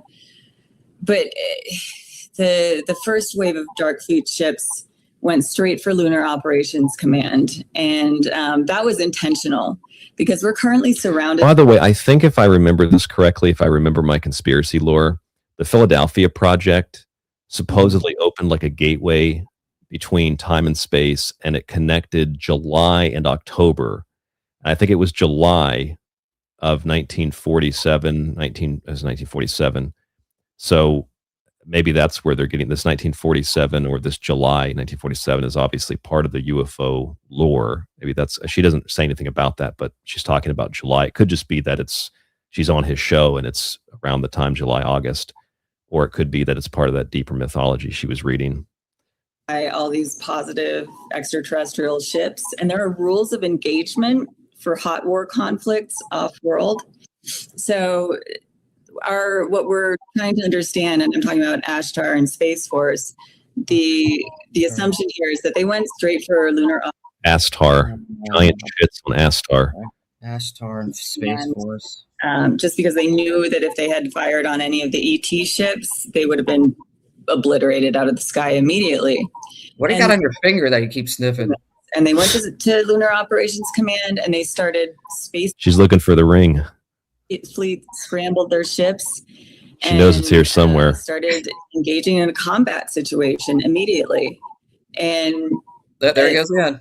Really hard to say. I'm sorry if it takes me a while because it's difficult.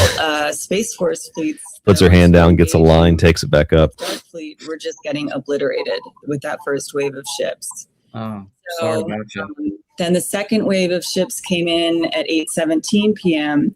and say here's the fighting. 8:17 p.m. I bet you if you asked her what year the Declaration of Independence was signed, or U.S. Constitution, or if you asked her, like a Family Guy, what color's a red fire truck, she couldn't tell you that.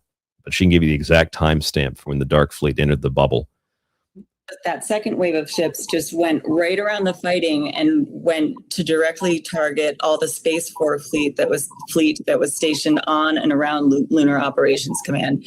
So initially it looks like they're Jay, it's probably just one of those fun dip sugar sticks, and they were that powder in one of those. They were able to destroy about 72% of the Space Force that was stationed. The Space Force has this great technology, but they get outflanked in space. Not only outflanked, but obliterated, annihilated. Oh, man. Initially, it looks like they're just going for Space Force and trying to take out all the Space Force fleets.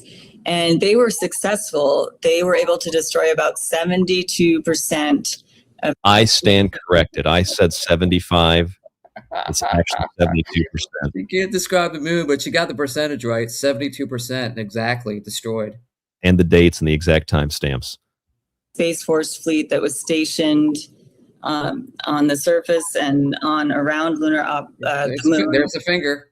So we're able, that's including the craft that were scrambled to engage with the Dark Maybe Fleet. she's playing with her asshole or something. She's sniffing it. So there were a lot of casualties in that initial battle. Mm-hmm. And I don't know if you want to 72. If you lose 72% of your force, I'd assume there'd be some casualties involved. It's a long situation, very complex. Yeah. Oh, I can't hear you. That's just Muppet. Get it together. Yeah, they didn't have their hand up his backside. Yes, Get I'll the ask voice you in there. about some of the details that you mentioned. Even when he's speaking with no audio, it makes about as much sense when he's speaking with audio, so it doesn't really matter. I could just cut off his audio. See? Makes just as much sense. 3 waves by the Dark Fleet occurred by them coming through these time bubbles. So maybe you want to explain a little bit about, what are these time bubbles that... I mean, I take it to the next level, and I say the Dark Fleet is controlled by the reanimated body of Himmler. That sounds like some kind of Wolfenstein stuff, which is more believable than this.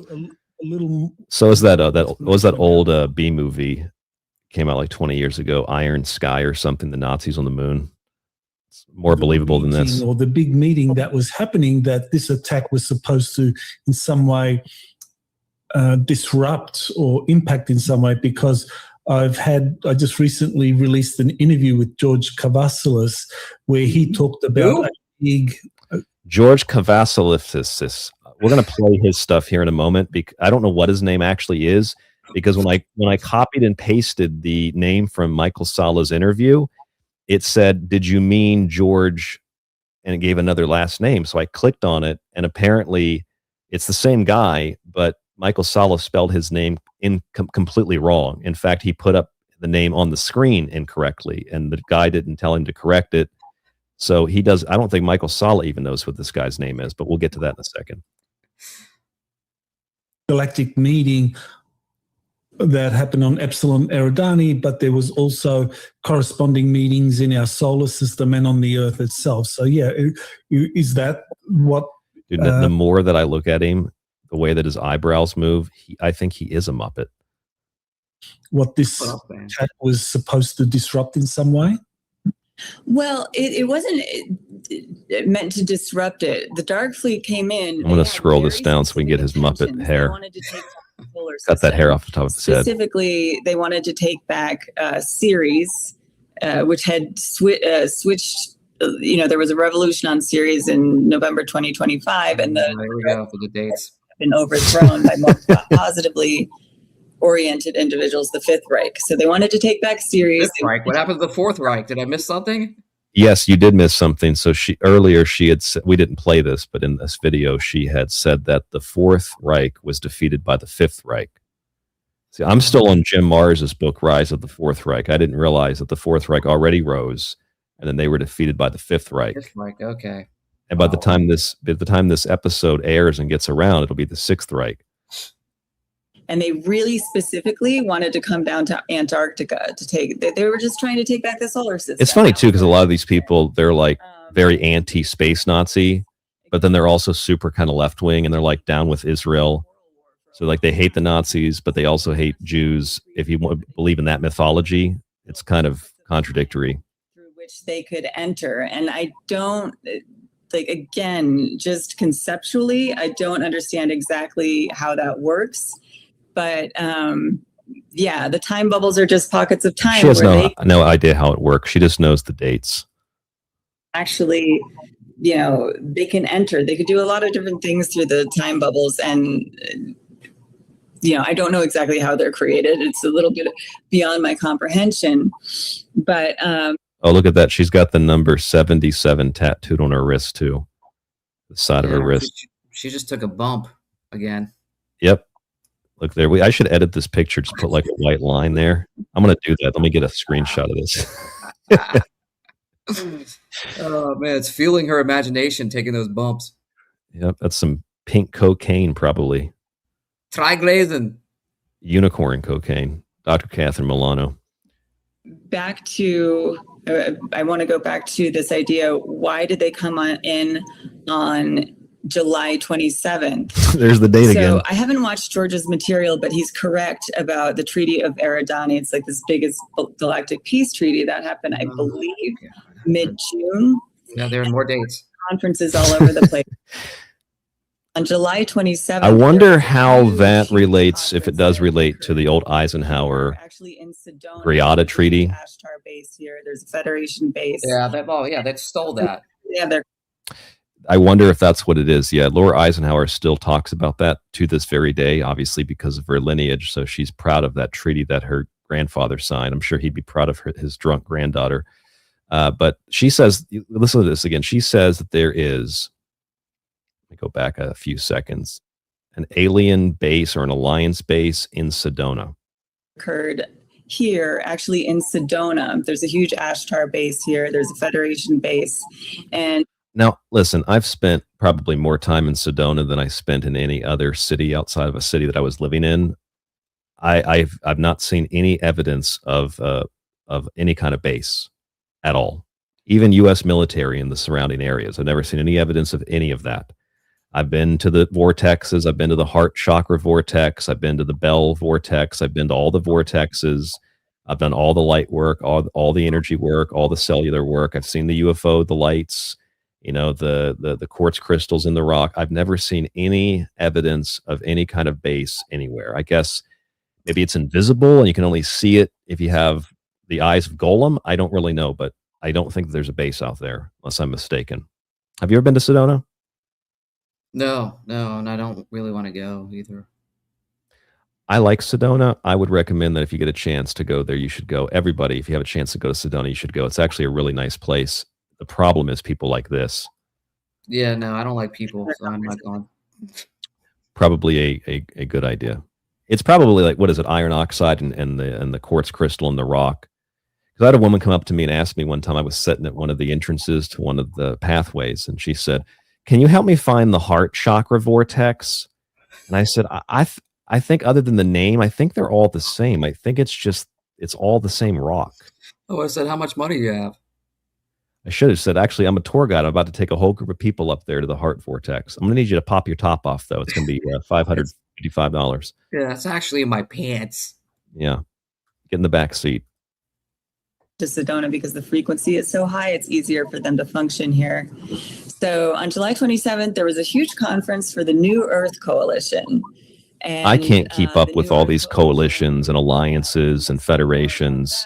But it's this conference. I mean, everybody in the galaxy was here, and it's funny because I live in Sedona, and I was watching the Ashtar race. I can see it from out my window, and there were all these cloaked ships above. So I was asking, "Hey, what are you guys here for?" And they told me it was a conference on the New Earth Coalition. I mean, that is real crazy lady stuff. When you're I've been to Sedona, it's usually a really nice place for for weather, unless you're in the middle of the winter. It snows sometimes, but it's usually crystal clear blue sky. These people are looking at that sky, or sometimes when there are clouds, they're looking at the clouds like Lily Nova and saying those aren't just clouds, those are alien spaceships. This woman is literally looking up at the sky and saying, you can't see them right now, but there are Federation ships above us.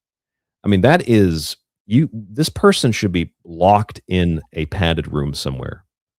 And she's a doctor giving other people some kind of like psychological advice. That is terrifying.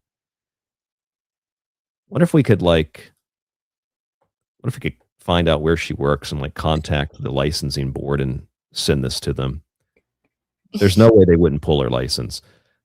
So that's not like a social justice thing. That's just like we got to help people not be with Looking Glass technology, the victim of whatever this is. We're assuming that they picked it because they figured like all the extraterrestrials would be otherwise occupied and distracted. What's that, Mike? So that's why at this point they should just steal planet names from Star Wars and Star Trek and say, Naboo, and there's a giant Death Star on close to Naboo. Just go ahead and just take it straight up the movies. Yeah, did I tell you that last night I went to another planet? No, you did not. Yeah, I spent the night on Tatooine last night. I had a nice Airbnb, Skywalker Inn. It's really nice. I went to Planet Fitness.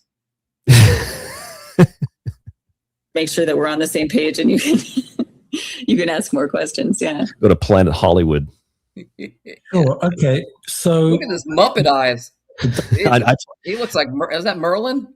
It looks like someone is pulling the strings and his eyebrows are going up and down. I don't think this guy's real. I think he's like an AI type of clone thing. Fleet might be. They've been pushed out of our solar system because of the recent intervention and the look at these two people. Of space. Look at these two people. Look at this. These are credible sources, or at the very least, these are people that galactic alliances or federations, or rather than going to, I mean, the U.S. government's pretty corrupt and pretty juvenile and pretty silly, but I mean, you could probably find some government officials that take their job seriously. You can't go to them. You're going to go to these people, some half-tanned woman living in Sedona with eyes that are too far apart. You're going to go to some guy that looks like a Muppet.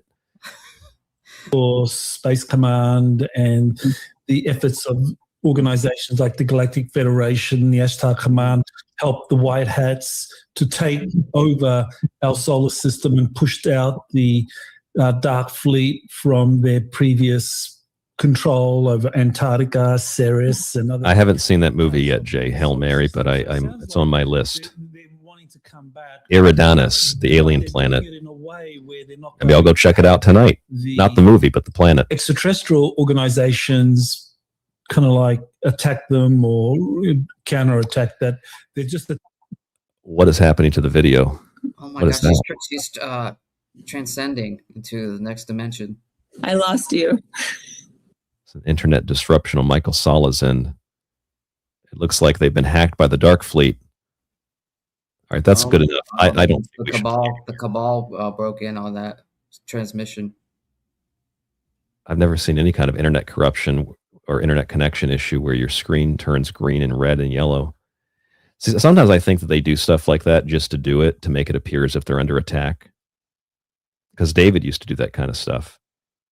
Talk about how like the microphone's messed up or something. Everybody's like, no, I can hear you fine. He's like, no, it's messed up though. We're under attack right now. Well, that's because he spilled it in water. Yes. As well as water on his computer. Amber asks a very important question in the chat room. I wonder if she, this Dr. Milano, the cookie, ever got a yoni cleanse from Beth. Have you seen that video, Mike? Yeah, I think we played it on an episode I was on before. Well, considering that they both live in Sedona, Amber, it's likely their paths have crossed at least once or twice.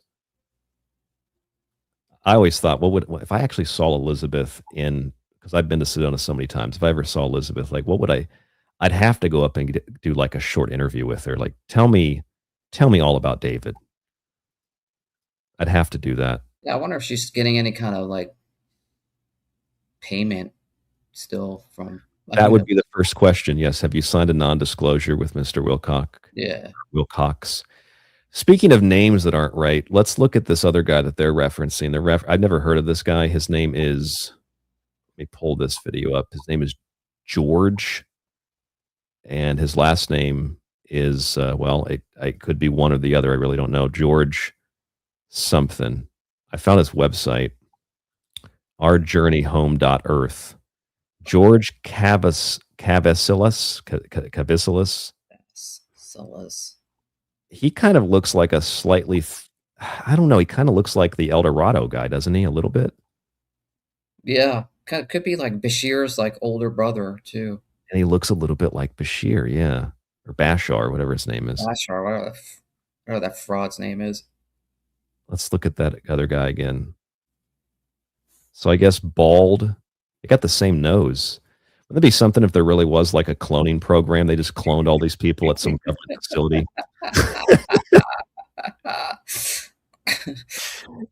Just sent them out to disinform and brainwash the public. He's walking towards you. That's my new theory. George Cavasilis is the brother of El Dorado. Where did we come from and what are we doing here? What? Oh my gosh, is he disappearing? What's going on with his feet down there? He's walking on the beach. He's walking. It's Jesus. He's walking on water like Jesus. Let's go to Michael Sala. George Cavasilis. Now, you would think that that would bring up the video, which it does, but you'll notice it doesn't bring it up right at the very top. You'll notice that if you look at this guy's name, unless Michael Sala changed this, here's his name, Kavassilas. Michael Sala has him listed. Let's see if he change it. Yeah, he did not change it. Kavassalis. Cavasilis. but his real name is Cavacillus. So Michael Sala did not get his name right either. He has it in both Well, the lower third. I mean, he knows it's all BS, so he doesn't even care if it spells his name wrong. Who cares? That's exactly what it is. I don't give a fuck. Who cares? Just we all know where you're going with this too, brother. Isn't that crazy? None of these people can get the names right. David Wilcock, Ismael Perez. Here's another one. George Cavasilis, whose real name is actually George Cavasilas. It's probably not even a real name either. Who knows? He just looks like a scumbag. All these people look like scumbags. My name is George Cavasilis. I'm an ordinary man, and I have lived a life adorned with some of the most extraordinary experiences. Though often challenging, these experiences enable me to have a huge expansion of my perception of reality and my awareness of life, something I am incredibly grateful for. I have traveled through this world and beyond this reality. I've been transported into other realities and interacted with beings from other vibrational fields, some of which were on Earth, but in other dimensions of time and space. And he's been to the Twilight Zone. And other times it was in hyperdimensional craft or was literally being transported to other worlds and other dimensions. He recognized his galactic family and so on and so forth. That's essentially his bio. You can look at his website and you can check out he's got a great marketplace where he sells things that are actually not that expensive compared to what we've seen otherwise tonight. His books are relatively cheap, I guess you could say, compared to other stuff. Webinars and courses, you can learn about the Empire of Ants. I don't know if you ever heard about the Empire of Ants, Mike, but he teaches a course on that. It's only $35. It's pretty cheap. Yeah, I'll pass. I'd rather use that money and buy Chipotle. You don't want to learn about the ant people? No. I know they went underground. It's probably a metaphor, but at least he's not charging $333. He's only charging $35. Maybe he's just not as popular in this community or whatever it is. Transcendent. Yeah, 48E. Sorry to interrupt you. 48E out there in the comment section. Joseph Farrell and the Dark Journalist's latest interview is way out there. It's along the lines of this craziness. Take a listen. New topic for the next live stream. Yes, I saw that. The Dark Journalist has been, for me, kind of 50-50. But yes, I saw that, and I was like, where's this guy going? And then he's been on Alex Jones a lot lately too, this Dark Journalist. Did you know that, Ryan? I did know that. I've never really watched much of it, but I do know that, yeah. Yeah, he's been like a reoccurring guest on Alex Jones, and I'm just like, man, that's something weird's going on there with that group. Anyway, sorry. I will look that up right now, actually. I'll do it off screen here, but I'll look that up. It's a Dark Journalist and Joseph Farrell, right? Yeah. I think they had. Was it? I think it was last Saturday, Friday that they did a show together.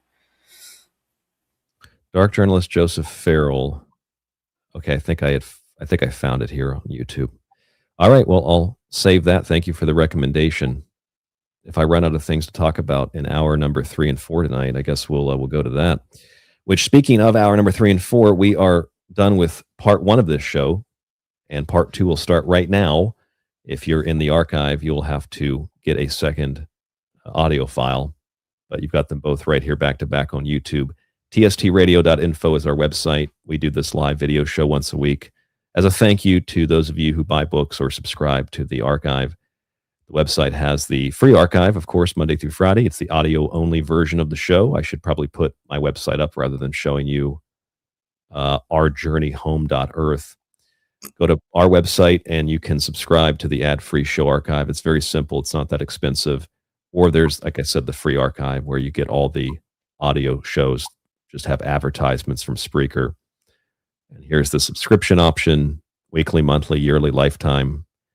And also you can get my books on the website as well. They're not channeled. They're actually researched from like older books and encyclopedias and things like that. They're not things that I channel, just for the record. Okay, thank you so much for tuning in tonight. This is The Secret Teachings. We're going into part 2 of the show. We have a lot more to play, and we'll start with this George guy. I really want to learn about the ant people, but we need to learn first about the treaty that's been signed. So I had time-stamped it here at 17 minutes. I think that I listened to about 30 minutes of this, actually, which was very difficult to do. I ended up just shutting it off because it was so ridiculous. Let's listen to a little bit and see what this guy says. Let me search the transcript first for peace treaty. Okay, here it is at the beginning. All right, let's start here. About this major peace George treaty Kavasopoulos. on Eridani. So why don't you walk us through and This is who Dr. Milano was referencing a few minutes ago. what happened and its significance? Yeah, so it was on the night of our 10th of July, which would have been the Thursday, the 9th for you guys over there.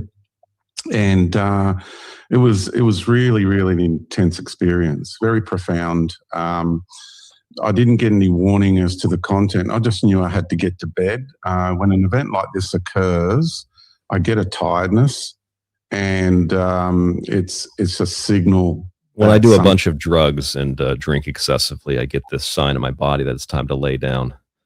Is going to happen. It's like, George, you need to go to bed. You need to go now because something Too many drinks. And it started happening about 8 p.m. and then I was fully... Speaking of that, Mike, did you hear the part earlier where I was considering getting the bottle of sake from the fridge and doing a drinking game? Yes. What do you think about that idea? You wouldn't make it. I wouldn't make it. Yeah, I'm sleeping. That bottle would be gone in the first 15 minutes. All I had to do was read the course about the Lilith cleanse on that website, and I was already out of sake. So, and I'd have to get the real big bottle they serve at the sushi restaurant. I didn't even have the energy to brush my teeth. I only had the energy to just change my clothes, and that was it. And then it was around in the email that I put out, I said around 9:30. It was around 9:18 p.m. I got picked up. There's the date again, Mike. More dates. They always know the dates, the exact date, the exact time. Tam stamp. It was interesting because I ended up being beamed up, but I was awake for that part as I was getting transported from my bed. I became awake. Sounds like maybe he dropped some acid. I saw like an energy just remove the covers, and then I just floated. Or he was raped. And what happened is the rate of the spin of the atoms gets shifted, which then changes the molecular vibration, and now you're phasing out of the physical matter of this. Molecular, world. that's another word I'd have to drink to too. It all happens very quickly.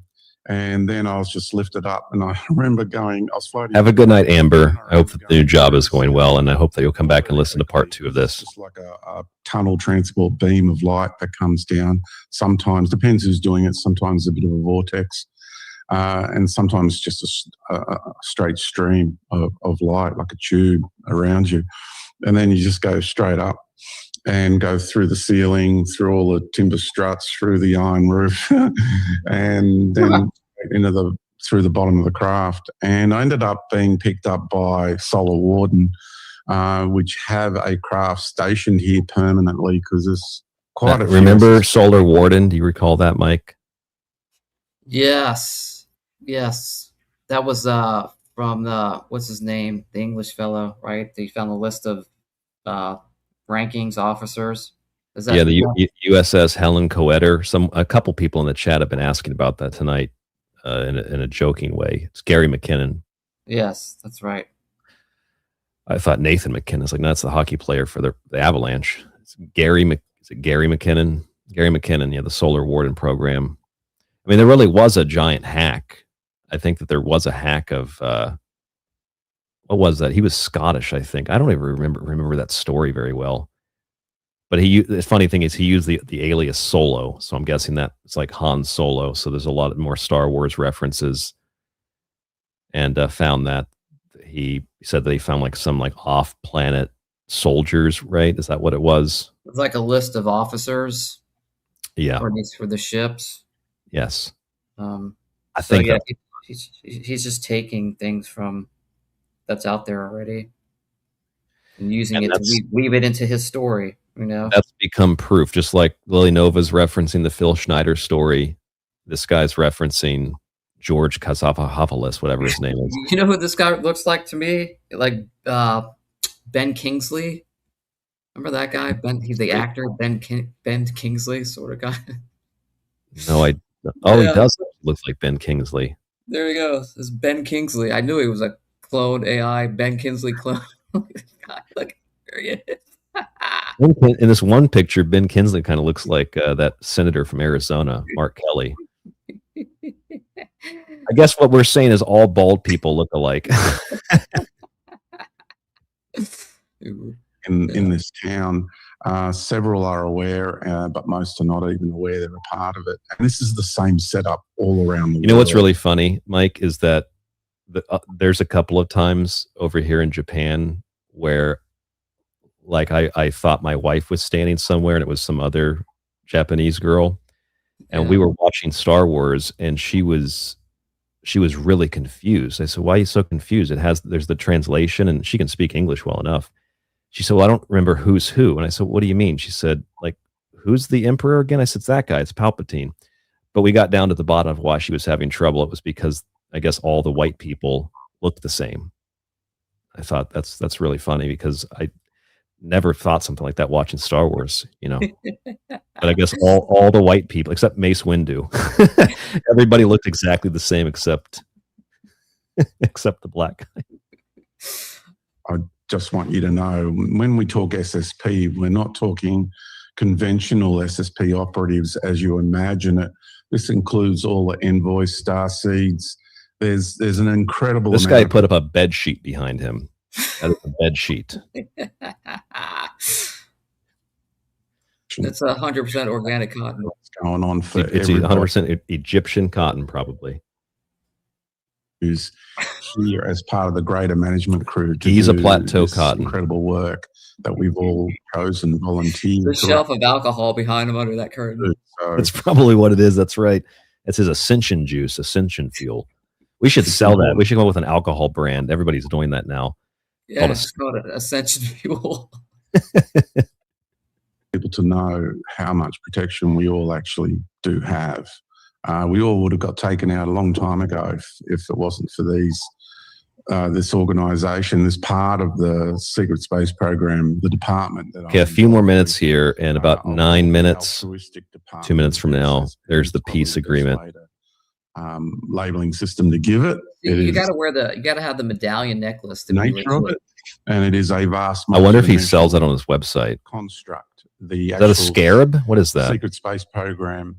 You can call it a department. You can call it a faction. Here, while he's talking, I'm going to look at his website. Branch, whatever you want to call it. It is a vast, multi-dimensional operation within itself.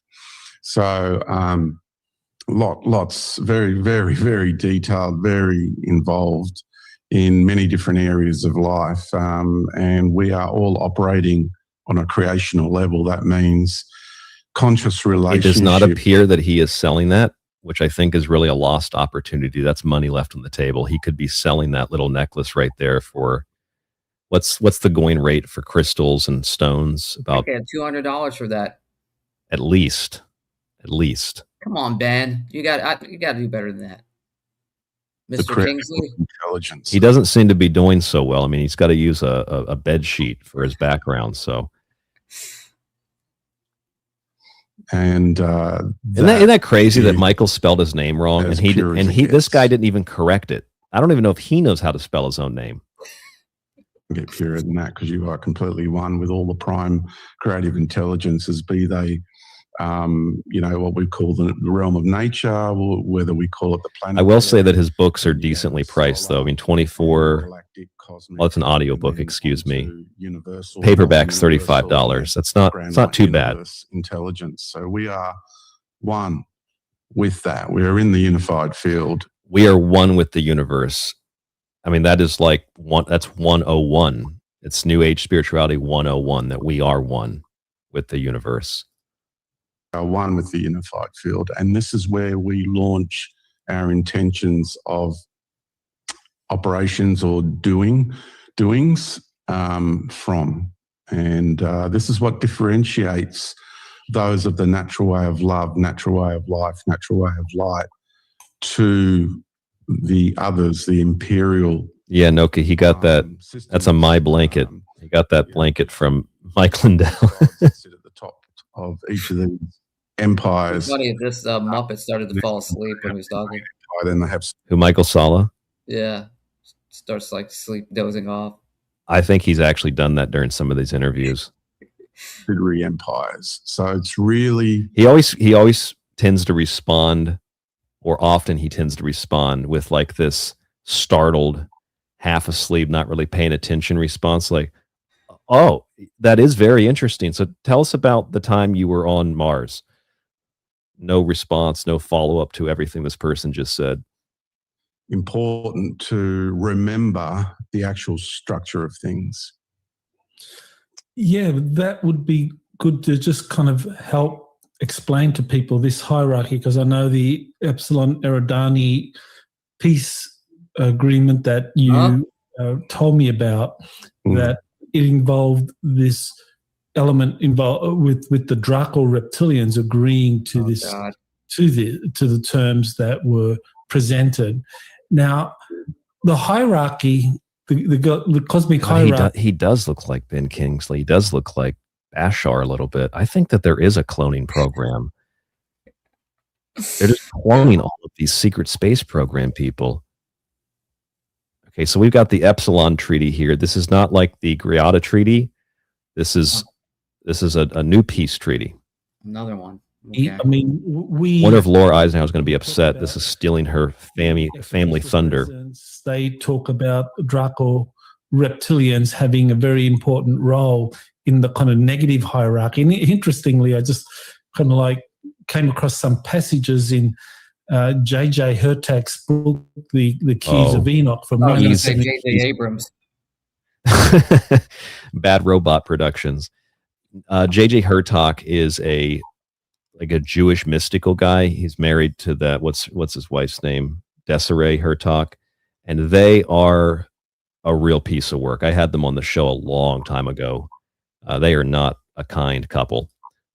And he was talking about the Draco reptilians back then in his book. So that and their book is just, most of their books just a bunch of pseudo science, pseudo garbage. The gods. So how, in terms of this negative hierarchy that we are facing and the peace treaty or the peace, I think he's having a stroke, Michael Sala. This is just such a distraction to like real world problems, right? I know, right? It's crazy. The Draco.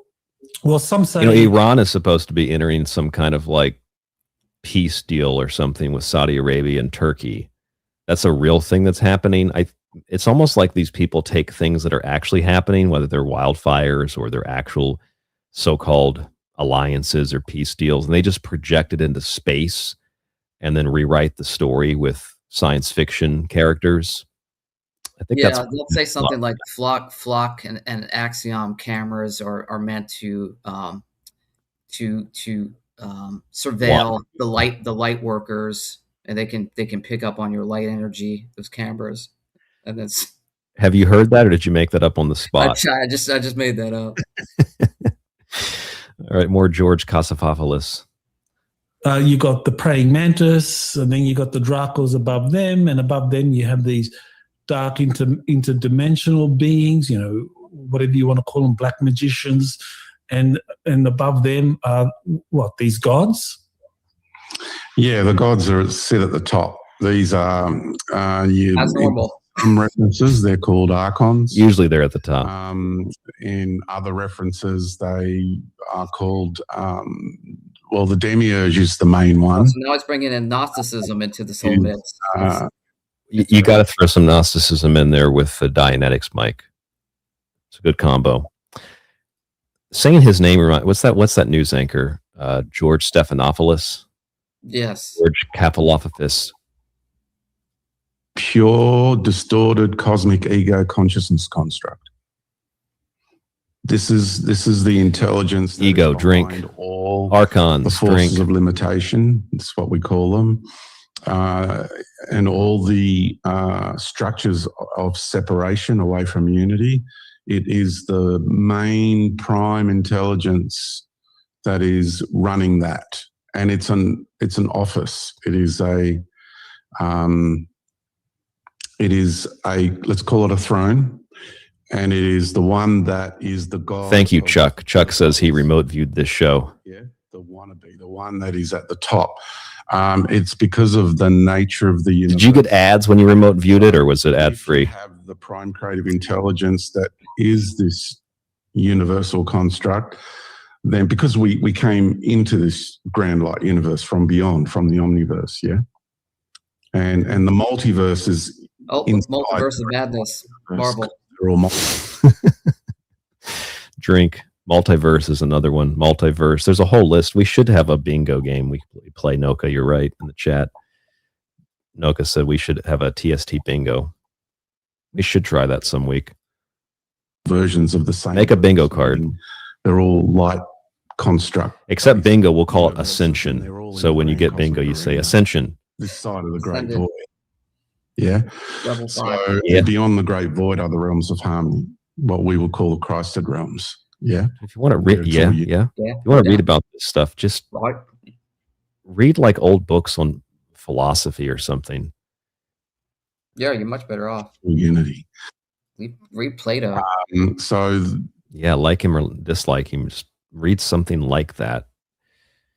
Read Marcus Aurelius. Multidimensional space within the grand cosmic arena and the multiverse. Plus, this Archon stuff has been beaten to death. I mean, David Icke talked about this and popularized it, and now these people take the Archon story, which, by the way, if you go try to find the origin of that Archon story, it's not what David Icke described it as. So it's not at all what David Icke had presented when he first started talking about that stuff. But just like Sitchin, people take those stories and then they don't even hear them correctly, and then they turn it into their own thing and they apply their own beliefs to it, and then it becomes whatever Ben Kinsley's talking about here. Yeah, and each page of the book is a universal construct in the multiverse. Right. So imagine the multiverse being a book. You've carried enough. Oh. So we got an advertisement. Send it to the next tier of advertisements on Michael Sala's page. And it's all the same story, even though there's different parts of the story. We are in the original intention story here in this universal plane or slither or whatever page, whatever, however you want to view it in that sense. So, and all the other ones are branched off, creational, like universe. Multiverse branch off Marvel movie.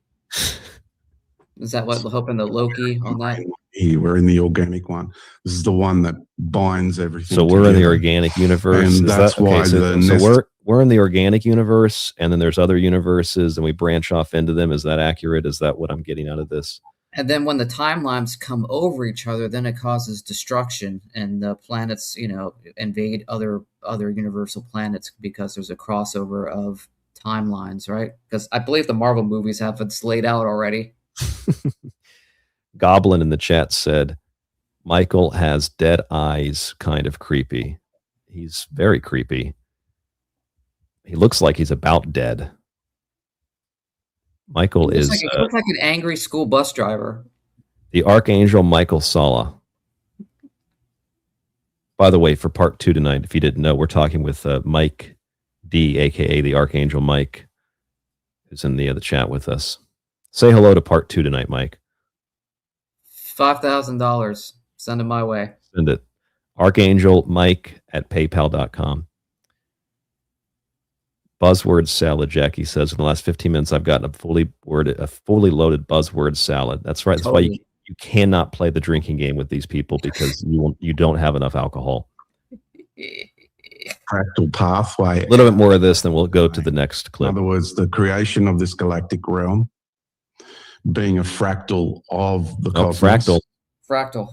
Every star system in this galaxy is a galactic Let me just do intelligence. it with water. I've got a bottle of water here. Let's see how fast it takes me to get to the bottom of this hydro flask. Which is the universal mother expressing Universal itself as mother. galactic. Galactic too, because it's the galactic worm. 3. Hence we call it milk. I had to take 3 drinks simultaneously. Hold on. Okay, 3. It's the nurturing. Can't even keep up with milk. it. And it's not just that it's a milky substance in the sky that appears as that. It's much deeper than that. And this is what I'm sharing with you is what's known throughout the universe. Everybody knows this. This isn't. Come on, this is old hat. My perspective. The Archangel Mike knows this.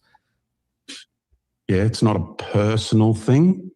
This is the construct. As everyone in the chat has been saying, I honestly don't even know what this guy is saying. Like, I don't know what he's talking about. Hey, listen, he's an actor. Who Ben Kingsley? So, and it's the same for all of us, regardless of your individualized viewpoint. Yeah, give that Muppet some sugar. He's got to wake up. Whether you want to accept it or not, it just is. And it took me a while to come to terms with that. And we'll talk more about that. You're still talking? Later, towards the end. Because I've got something very, very important to share in regards to that. So, yeah, so stay tuned the next hour and 30 minutes, and I'll tell you the real truth. Every star system in our galaxy I'm not going to move my lips at all. Incarnated, compressed, billions of stars. Is incarnated a word? Should I drink? Forms. Oh, yes, definitely. The galactic realm has been and lived. It's a quarter gone all already. The knowledge and wisdom gained from all the life experiences of all the different life forms in that galaxy, all compressed and now expressing itself as a star system within our galaxy. This is where the Star density. system galaxy. You probably should drink again. I'm just going to take a big drink, and then we're going to move on to the next video. That's approximately 30% of my hydro flask gone. Does anybody know what this guy's talking about? Nobody. There's nobody in the chat that can keep up with this. Nobody. I've seen at least 3 different comments. What is this guy saying? I've never heard somebody say so much and say nothing. All right, let's go to the next one. Let me pull this one down. I can't look at this guy any longer. And let me pull up. Okay, the next one actually is it's interesting. This next one is it's not a new clip. It's a newer clip. This is a clip of Billy Carson, I think. Let's see, Billy Carson. Okay, yeah, this is Billy Carson on that PD or P. Is it PBD, PB&J? I don't know what that PBD podcast is with that guy that's supposed to be a Christian who I think is a Mossad agent who just oversaw that Candace Owens, Andrew Wilson debate. But I saw this because when I was looking for peace treaties or alien treaties, this guy has Billy Carson on his show to talk about the Laura Eisenhower or the Eisenhower family, but the Laura Eisenhower peace treaty with the alien story about her grandfather. Oh, no.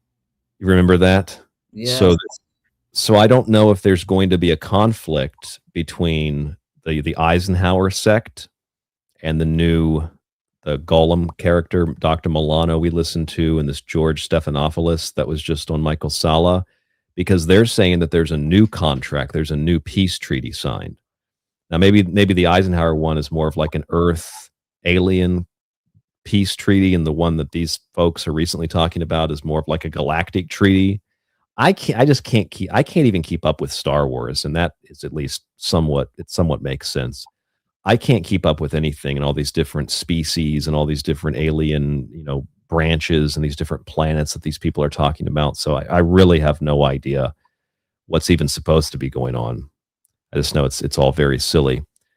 Anyway, though, this is Billy Carson, who threatened to sue me and then blocked me when I said, how are you going to sue me for sharing the state of Florida, like public records from the state of Florida? That's what I shared, and he didn't like that. So let's see if we can find the exact clip here. Eisenhower. It's only 16 minutes, but we're not going to play through that. Oh, actually, it's right at the beginning. That's even easier. Let's play Billy Carson. Greater Treaty. I don't know if you're familiar with the Greater Treaty and, Eisenhower, where the Greys were the aggressive aliens and, they had negative motives, all this other stuff. And articles written. Good question, Jackie. We can't even get a peace treaty here on Earth. February 20th, 1954. It says Ike and the Alien Ambassadors. That's the name of the article.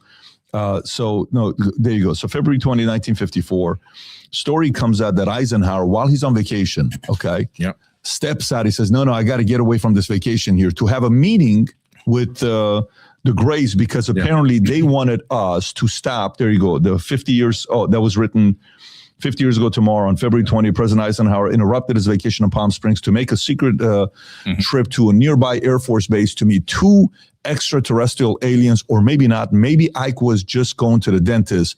There's some dispute about this. Anyways. Yeah, so that is the official story. He was going to the dentist, and then they say that's only a cover story in the UFO community. He was actually going to a military base to meet extraterrestrials. Saying that out loud makes me kind of believe the official government story that he was going to the dentist, because that sounds absurd. You know this story, Mike? Yeah. He was supposed to go somewhere, but he had to get emergency dental work, and that's why he wasn't around or disappeared for a little bit. But in that absence, he was meeting with the aliens. It's possible that maybe there was like a threat against the president, and they evacuated him quickly and then gave the dentist story as a cover. That's possible. It's possible that other things are responsible for moving the president quickly. That happens often. The idea that they went and met with aliens as a result of that is more than a stretch. I think that's the same Air Force base, though, where they said that an alien ship landed, but if you watch the video, it's clearly a U.S. aircraft landing. It's not a spaceship. So I don't believe or buy this story. Of course, a lot of people do, and that's what keeps Laura Eisenhower wet with booze. But I don't buy this story. I don't believe this story. But if you listen to Billy Carson, he just confirms Eisenhower's version of events. That's Laura Eisenhower's version of events, because all of these people, like you heard Lily Nova and Michael Salla earlier, they scratch each other's backs and they feed each other bullshit, and they make sure that nobody steps out of line, because all their incomes depend on everybody kind of unanimously agreeing that everybody else's bullshit doesn't stink. That's really what it's all about. Hey, we want you to stop pursuing with the nuclear weapons. Give it to us. In return, we'll give you some advanced technology. How much of this do you think is a myth? But this is WAPO writing about this. How much of this do you think there's credibility behind it? The only credibility I can come up with is what I heard from his own bloodline, and that would be his great-granddaughter, Laura Eisenhower, who I've been in many lectures and meetings. That is the credibility there is fantastic. It's the greatest credibility on earth. His bloodline. Let's listen to that again. Come up with is what I heard from his own bloodline, and that would be his great-granddaughter, Laura Eisenhower, who I've been in many lectures. How much alcohol is in that bloodline, Billy? And meetings with, and done conferences with, and been on panel discussions with. I have been on panels with her as well, literally and figuratively. I was on a panel with her at an event, literally, but I was also on a panel with her when I sat down at the hotel bar. Not to drink, but to hang out with a friend of mine who was drinking, and Laura Eisenhower was in there getting a drink. So I've actually hung out with her at 2 different panels. One was a bar, one was an actual talk. She says that this information is 100% accurate, and that she was told not to come out with this information, but she did, and to speak publicly about it, and which she did, and they ostracized her from the family. Even look at that picture of her there, Mike. Look at those eyes. Yeah, that's the cuckoo is there. Her family said, don't come out and talk about this. And I believe that because she was financially struggling severely at that time. And so I don't know how she's doing now. I haven't seen her in a couple of years. I have seen her online, but not in person in a couple of years. But I believe her wholeheartedly. And she had some other incredible stories to tell about. She has a lot of incredible stories to tell. That's the key, stories. Absolutely not one shred of evidence or proof. Mr. Lay in the chat said, this guy is high as shit. Look at him. I mean, Billy Carr. Is it just because he's black, or is it because? No, he's sweating a little bit there.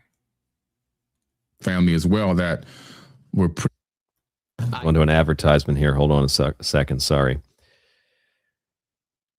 All right, we're back. Pretty out there. What were they? Well, she said that they were. Hey, at least PBD asked a good question. What were those stories that she told? Yeah. I can say this because you know what? She said this on Public. Coast to Coast AM, so I can say it publicly. She said that they sent a handler to her years ago to talk about going to a breakaway civilization they had been creating on Mars. I think that's how her family tried to get her into the psych ward. They said, all right, come on, Laura, we're going to go to Mars. And she thought the guy was a love interest and really falling in love. And she found out through some method or whatever that he was actually just a handler and tried to convince her to go. Oh my God. I think I met that guy because there was a guy, not disputed, other people knew him too, who was her ex-boyfriend or husband who was at Contact in the Desert one of the years I went. And because they were asking him, because he knew Laura, they were asking him about a lot of people that are big names, we'll say, were asking this guy about Laura and all the accusations she made against him. And he seemed like a pretty laid back and chill guy. And he said, yeah, I felt really bad for her because she is clearly going through a lot of very serious stuff, which is why the relationship didn't work out. Now, maybe the guy's a psychopath, but he explained what I personally have had experiences with Laura, which is that she's a drunk and that Laura Eisenhower is completely unhinged, which she is in any interview you watch. She's completely unhinged. I kind of trust this ex-boyfriend, but she claims, and that is what a delusional person would claim, that your relationship didn't work out and that your ex-boyfriend was like some kind of agent or plant. Mm-hmm. That's probably, it didn't work out because you accused some random guy of working for the government because you were crazy. And he probably called you out on how crazy you were. That's the impression that I got from talking to her ex, for whatever that's worth. To Mars, she said, no, I'm not going to go. They tried. They kind of fought over her trying to be there. And according to her, there were only specific. So it was a mental institution. I'm not going to Mars. They probably just told her it was like mental. What would be a good acronym for Mars? Mental. Something, what, MARS? Somebody make up one for me in the chat. Specific people with particular interests and knowledge and so forth allowed to do this breakaway civilization. And she says that she decided not to go. Mental alignment research. Creating a breakaway civilization on Mars. Now, the reason why I believe that is because, you know, a program that I created years ago called the United Family of Anomaly Hunters. We had been. Chrissy in the chat said, "You're right. He's high as shit." Space Agency, the Indian Space Agency, China, Russia, all the publicly available. Okay, hold on a second. His anomaly hunter group. We went through all of this guy's companies. Most of them had and then lost their tax-free exemption. Like they didn't have to pay taxes, and then he forgot or just neglected to file the paperwork, so they lost that tax exemption status. And then after the fact, he was still asking for donations for some of them as if it were tax exempt in one of his videos.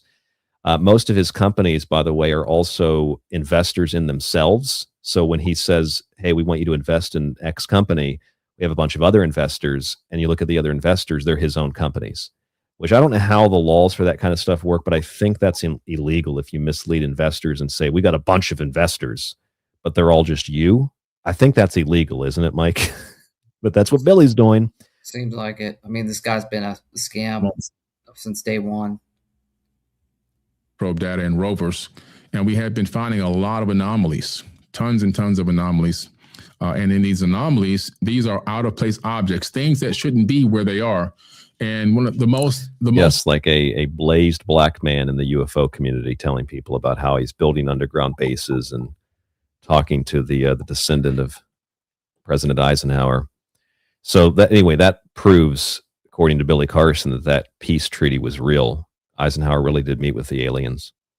And again, I don't know if I guess that's an Earth contract or an Earth treaty they signed, which would be different. Look at how the title deceives by like confirmed all in caps by granddaughter. Like, oh, okay, so that's got to be true. Yeah, it's confirmed in caps, and it's the granddaughter confirmed it.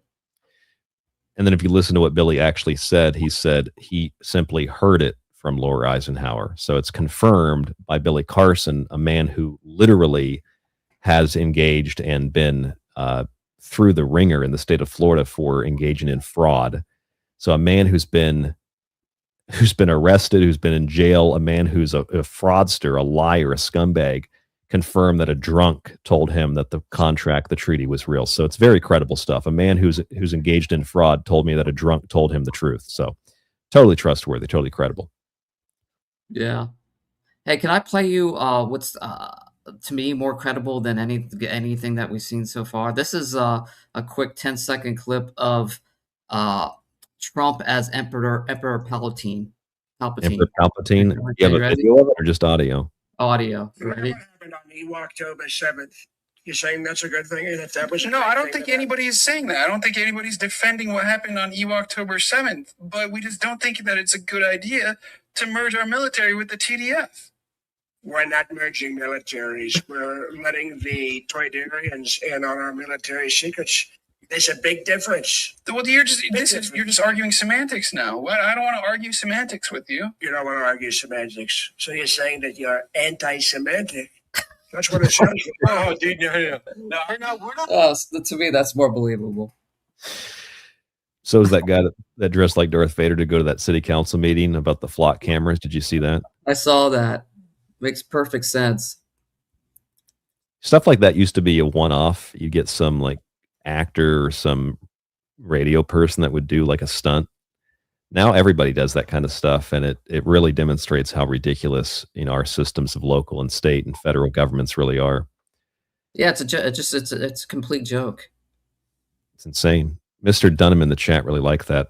Where can people find that clip? Is that on X or Facebook or TikTok? Yeah, it's on. It's that these guys actually have a TikTok account. I'll put it in the chat. Anti-semantic. I got another one here that's good too. Listen. Okay. Financial situation with the destruction of Alderaan? I'm not considering the Tatooineans' financial situation. I'm not considering anybody.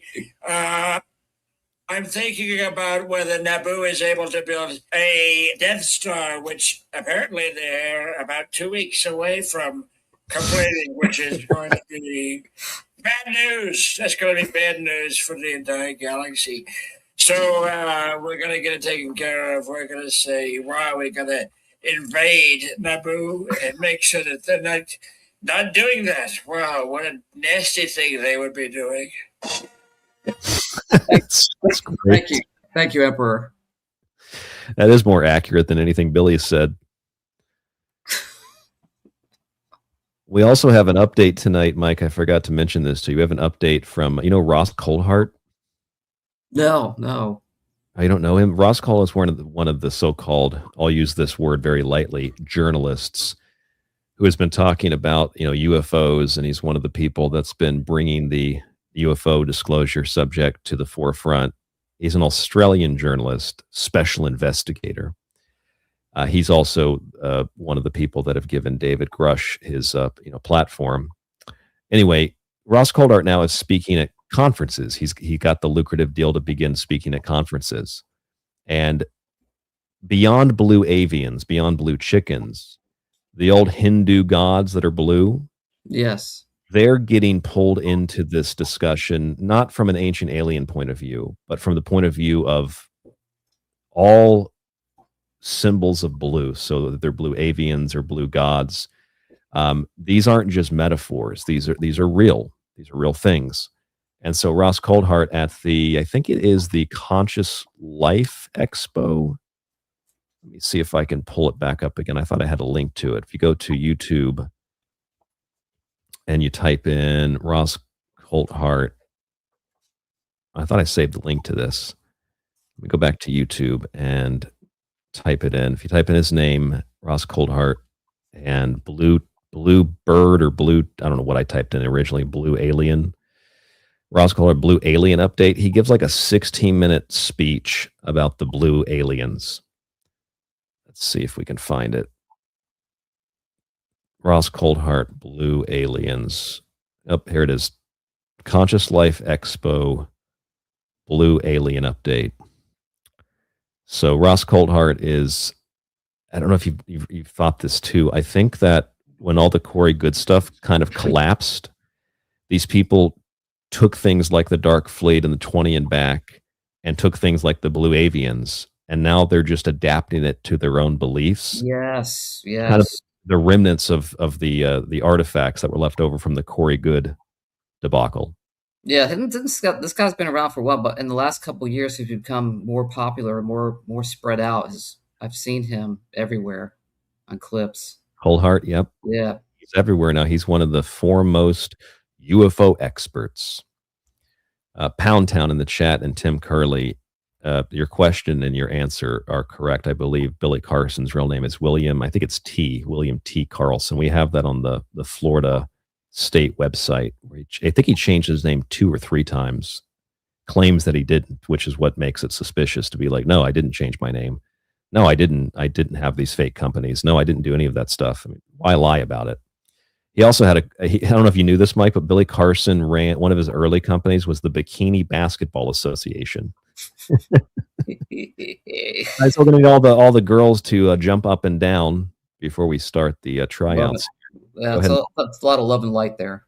Yeah, bend over and grab those basketballs for me, honey. All right, here's Ross Coldheart. I didn't listen to much of this, really any of it, but it says Ross Coldheart reveals the shocking truth about blue aliens. I'm guessing it's the popularity of the blue chickens that led to. They can't say blue chickens, but they're going to say blue aliens now. I'm guessing blue cheese. Or blue cheese. The moon's made of blue cheese.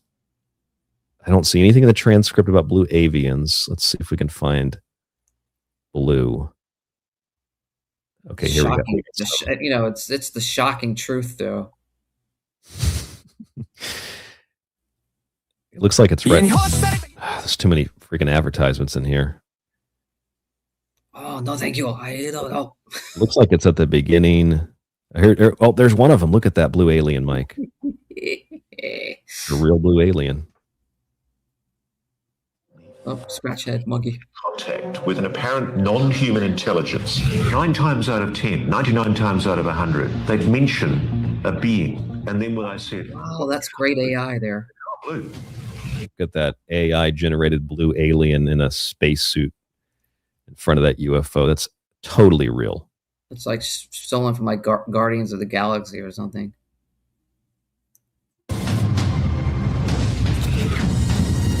Guardians of Disclosure, Ross Coldheart. In my interview with Jake Barber, which I think is the single most. At least he doesn't have a bed sheet up. That came out. What did you say? What did you say, Mike? At least he doesn't have a bed sheet up. No, the Conscious Life Expo is like the bed sheets of conferences, though. It's just garbage. It's a real green screen or some kind of thing they've got hanging up there in the back, but it might as well be a bed sheet. And it was a moment where he was describing doing a retrieval in his chopper at night with night vision gear on. Yeah, I'm not even going to play this description of this guy's account or this story, because now you've got people that are semi-credible, like Ross Coldheart, people like, your David Grushes, they worked in government, and now they just tell like an official kind of accredited story. So before, you've got your secret space program people, your Phil Schneiders, people that you wouldn't say are really that credible. But when you get Ross Coldheart telling one of these stories, nothing in particular about anything specific, it's a lot more credible to people, which is what makes me think that a lot of these folks like Ross Coldheart are just part of the government's continued disinformation campaign on the subject of UFOs. But that's kind of another show. I'm going to skip to the 12-minute mark, because that looks like when he starts talking about the color of the aliens here. Advocate these people. I would say surely the most prosaic explanation is that this was just a dream, that it was just your subconscious working in the background. Probably a dream. That's when it all started getting really woo and wacky for me, because this is where the blue people came in. I'm blue. If I were green, I would die. Without leading these people, if I took them through their so-called intuitive experience, invariably, 9 times out of 10, 99 times out of 100, they'd mention a being. And then when I said, what color were they? And they'd go, oh, blue. And so they're never black. What's that, Mike? So how come they're never black? Because the UFO people are racists, I guess. Interesting. And so after a week where I'd done 3 interviews in one day, and I think it was 5 interviews in 1 week, where people had talked about blue beings, and I thought, where did these people that talked about blue beings get their information from? Ancient aliens talking about the Hindu gods like Vishnu? Yeah, but in the pantheon of aliens, they had blue ones. So I remember there were short blue ones with orange hair that they talked about. With those were kind of like not as popular as the reptoids and the praying mantis and the grays and all those others. But but even back then there were talks of like blue beings. Humanoid, though, not bird. I think that came from Hindu mythology in large part. A lot of that originated with the ancient alien community. They've got blue skin, like the Black Buddha, for example. I don't know if you've heard much about this, but there's a bunch of black influencers who are claiming that the Black Buddha is proof that there were black people in Eastern Asia, and that black people founded China, black people founded Korea, black people founded Japan, not realizing that the Black Buddha is a symbolic symbol, just like the golden Buddha is a symbol of the soul and the spirit. And the blue gods of India, they're basically representations of the cosmic ocean, the actual like planetary ocean. Blue is and has been considered a symbol of wisdom in most cultures. I think in the Popol Vuh, the original creation of the world happens in like these mists of green and blue.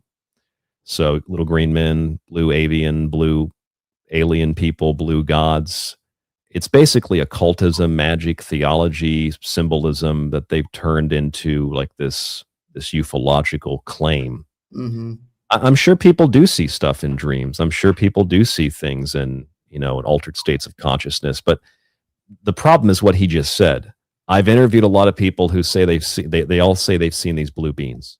It's like, well, he's interviewed a lot of people that didn't see the blue beans, first of all. And second of all, you've interviewed a lot of people that are highly influenced. If you're telling someone like Ross Coldhart this story, they're probably first pre-selected, but second, they're people that are highly influenced by the subject matter, which is probably why they're seeing these things anyway. Because people that are influenced by this stuff go tell Michael Salla that cloud in the sky is actually a spaceship. But if I wanted to talk to Michael Salla and tell him, or Ross Coldhart, and tell him, my experience and rationalize it and explain it, they don't want to hear that. They want to hear the fantastical stories so they can tell the Conscious Life Expo and then sell books at the end of it. Exactly. And there was a comment in the Jackie in the chat said these people having these accents to Americans seems like they're smarter and they're in the know when they just have an accent. That's a great point, Jackie. Yeah, Ross Coldhart and Michael Salla with the accents. Oh, they must know what they're talking about. Yeah, if he just spoke like I did or like I do, you wouldn't believe him. You wouldn't trust him. But he's got that accent. He's totally trustworthy. Let's learn about these blue beans. It was poppycock. I thought I'll just have a bit of fun with this. I mean, I don't mean to be rude, but every now and then I like to take the piss with my audience and have a bit of fun. And so I just said, you can't say. I'm getting people telling me about blue beings. Has anyone else had an experience with the blue guys? Oh my God. The Blue Man Group? Blue balls? I mean, you could go see the Blue Man Group perform in Vegas, and you have a dream about the Blue Man Group, and then you go tell Ross Coldhart I met the Blue Beans, and you make no mention that you just went to see the Blue Man Group. Oh my God. I couldn't believe it. I was just swamped.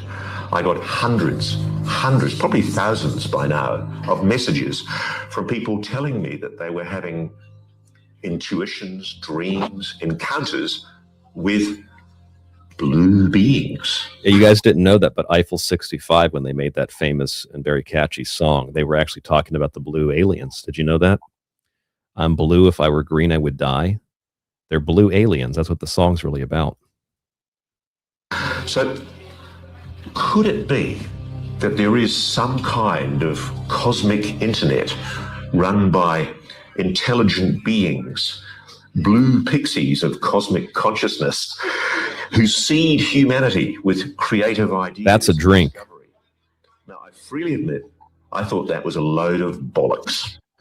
And then I met Di Hennessy Powell, who I'm I can't speak in an accent, Flux. at the conference, because what she's been doing with Kai Dickens, the filmmaker, and Julia Mossbridge, I think it's probably the most important research that's been done into psychical phenomena, telepathic phenomena, the idea of the external non-local consciousness in many, many years. If those of you who don't know this, I really recommend you listen to Di, read the books, follow the podcasts. It's okay, let's skip ahead a little bit here. We'll go to 16 minutes. And this is a crime that I think one day the military-industrial complex will have to answer for. The same one that Eisenhower, who signed the alien treaty, let do whatever they wanted until he was no longer the president, and then warned us and said, good luck. That's the same military-industrial complex. Yeah, as soon as he leaves office, gets on. Hey, there's a big problem, but see you later. Gotta go. I'm out. Bye-bye. 4 o'clock in the afternoon. Also, there's a contract with these aliens. They can abduct us for technology. Barber, Alex Clocus, and a few other people.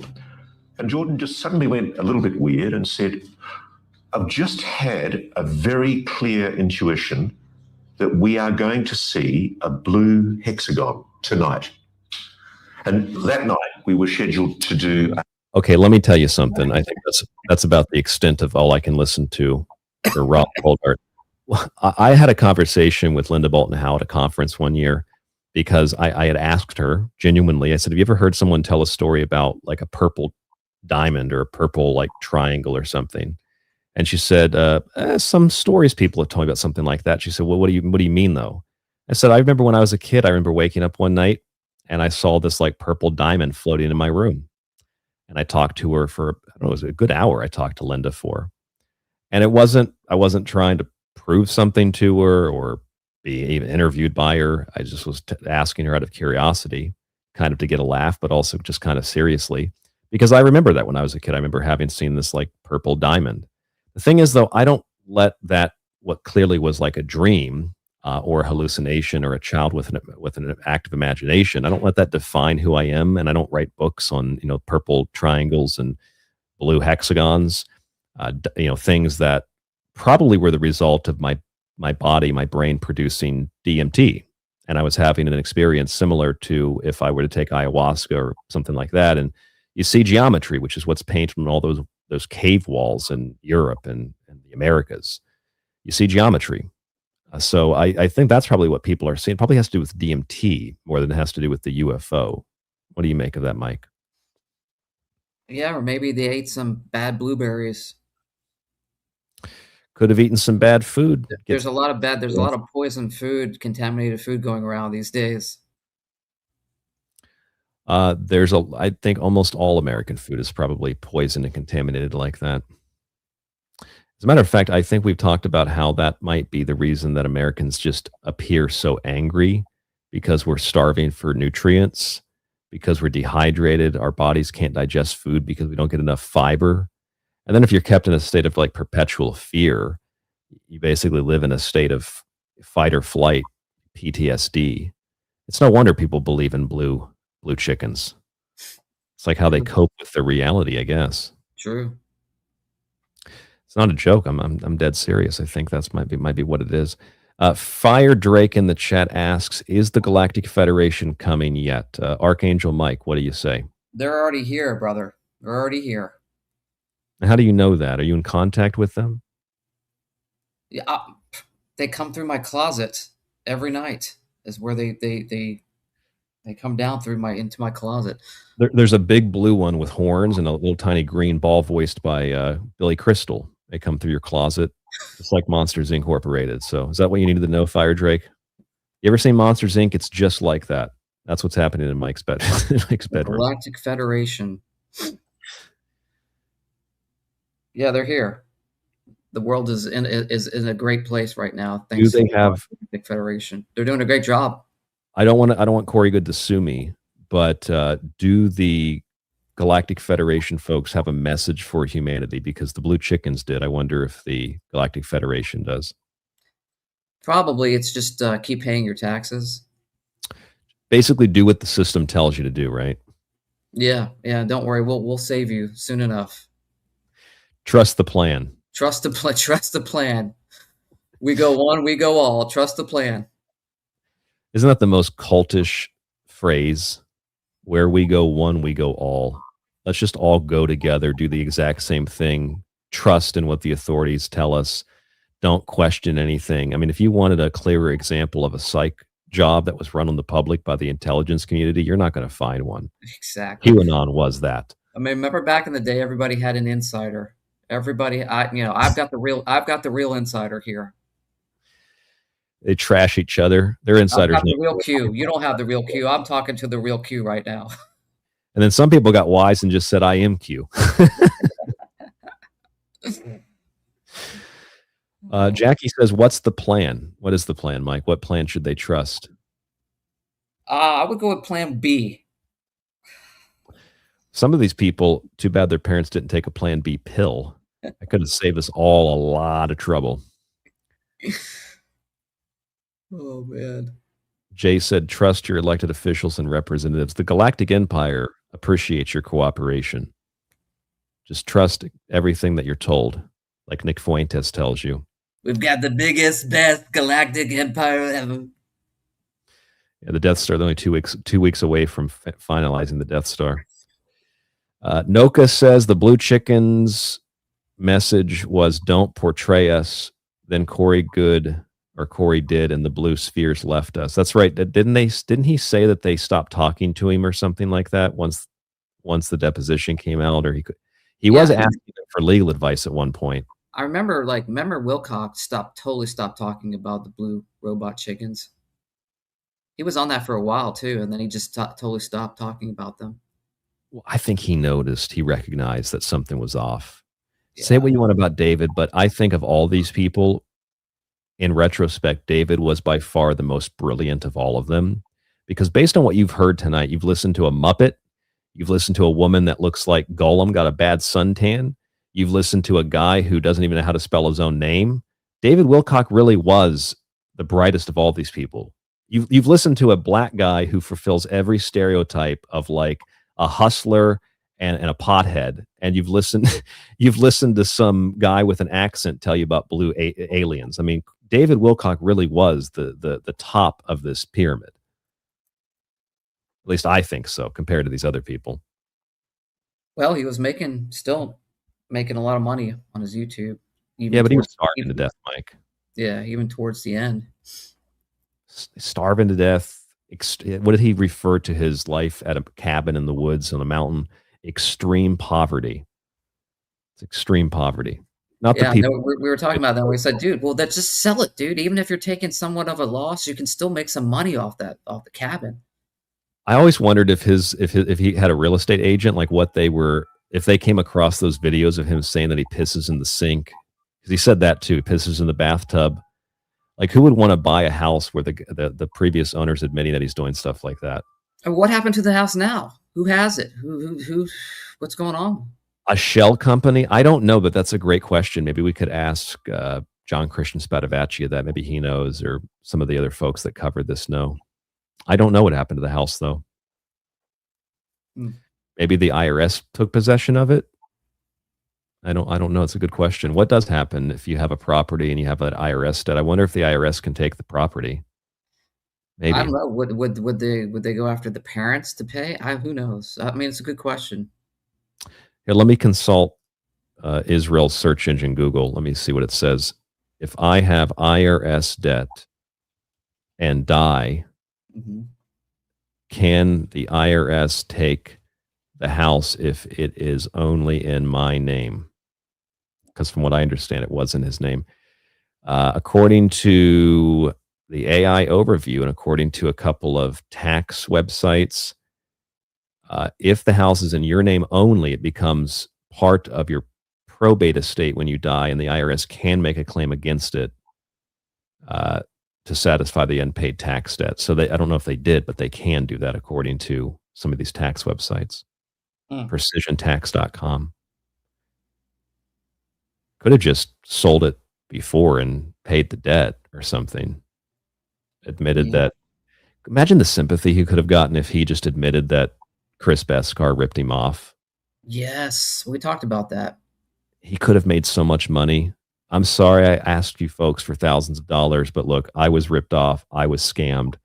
I really need help paying my bills. Could have done that. We could have saved David Wilcock. Too bad. And that we're left with these people. We're left with Muppets and people that look like Ben Kingsley. That guy, I still don't know what I don't know what he was talking about. It was such jumbled BS. What I have left for you tonight, Mike, we've got about an hour. I don't know if you can hang on for that hour. Are you able to stay with a little, actually less than an hour? It's more like 55 minutes. Maybe we'll see. I'll text you. Let's keep going though. Okay, so what I'm going to do now is I want to go to the chat room here, and I want to plug this in. I'm going to plug in the join us link if you'd like to call into the show tonight. So click that link. It's totally free. You don't have to sign up for anything. You can just use your phone or your computer. You can call in and tell us what you think about everything we've been discussing tonight. Tonight's show, for the record, if you are just joining us, here's the show promo. Pseudologia Fantastica, which is I don't know if it's a clinical term, but it's a technical term for people that make up stories in which they become the center, like, illusions of grandeur.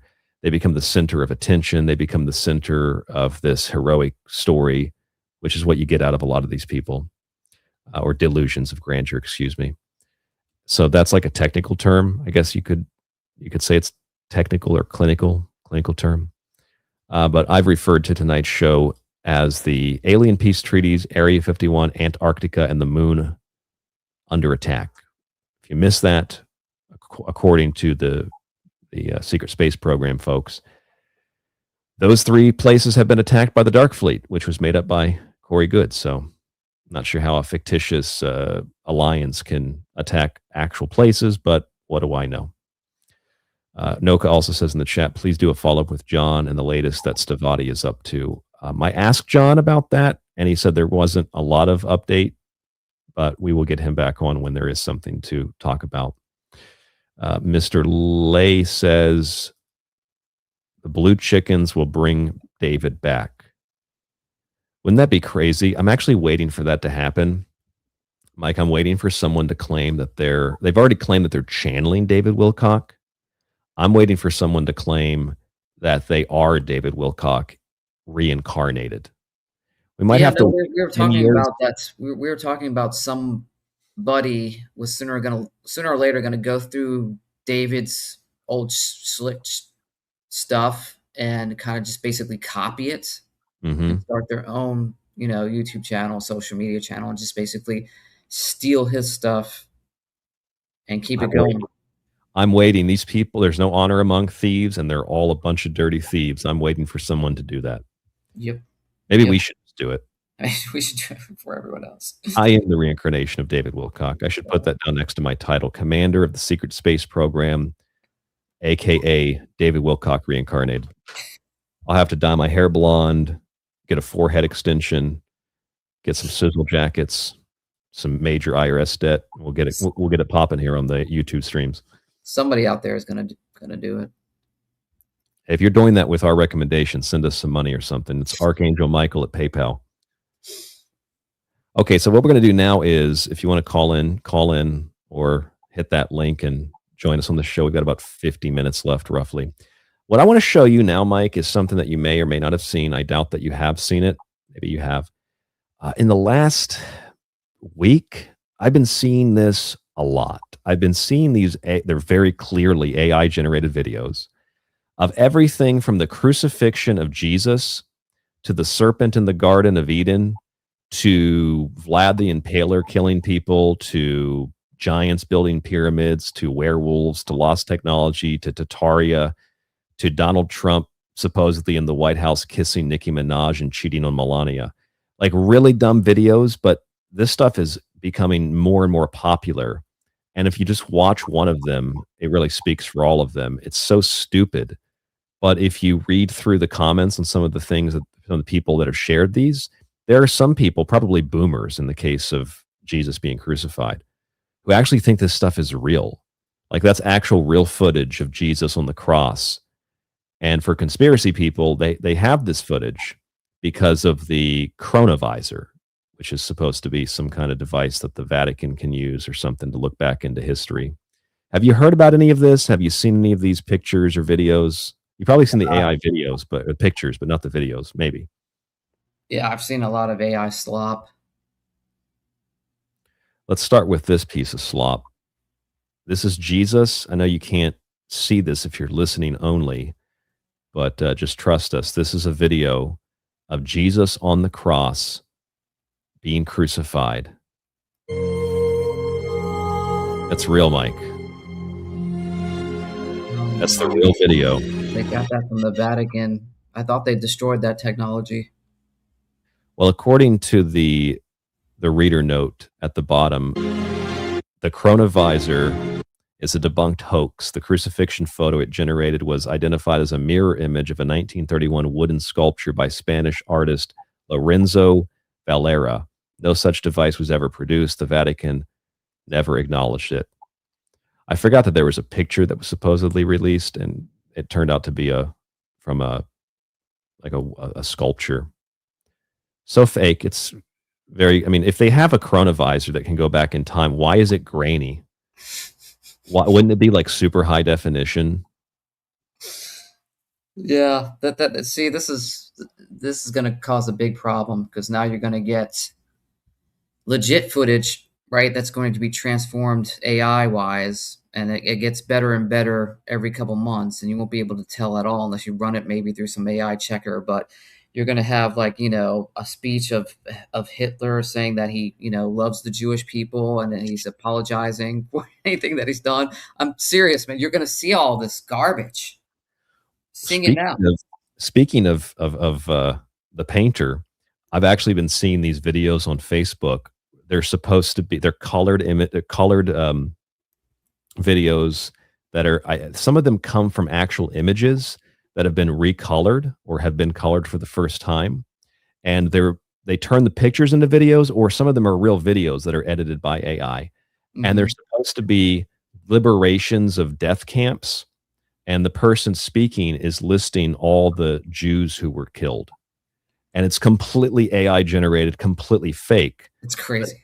AI is going to be used to do that. It's going to be used to justify and show you the evidence and the proof of how many people died in those camps. Yep. From that to Jesus on the cross.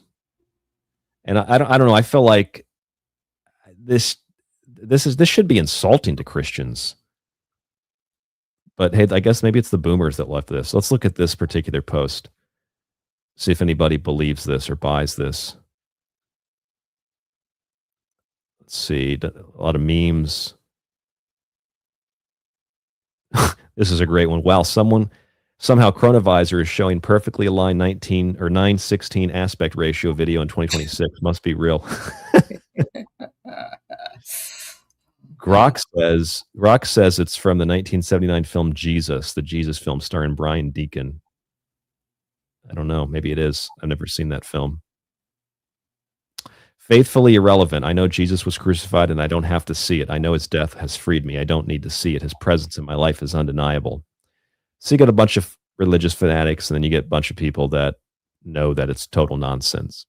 But if it was just one video, that would be enough to dismiss it. But it's just hundreds, thousands of videos like this. Here is one of the serpent, which is very clearly not a literal story. It's an allegory. It's a metaphor. The serpent in the Garden of Eden. The recovered chronal cipher, secret footage of the prehistoric nightmare, the Titanoba serpent captured by the Vatican's forbidden lens of time. Is Billy Carson putting these out? I'm sure he believes them. Look at that serpent. And the Chronovisor apparently is using 35 millimeter film.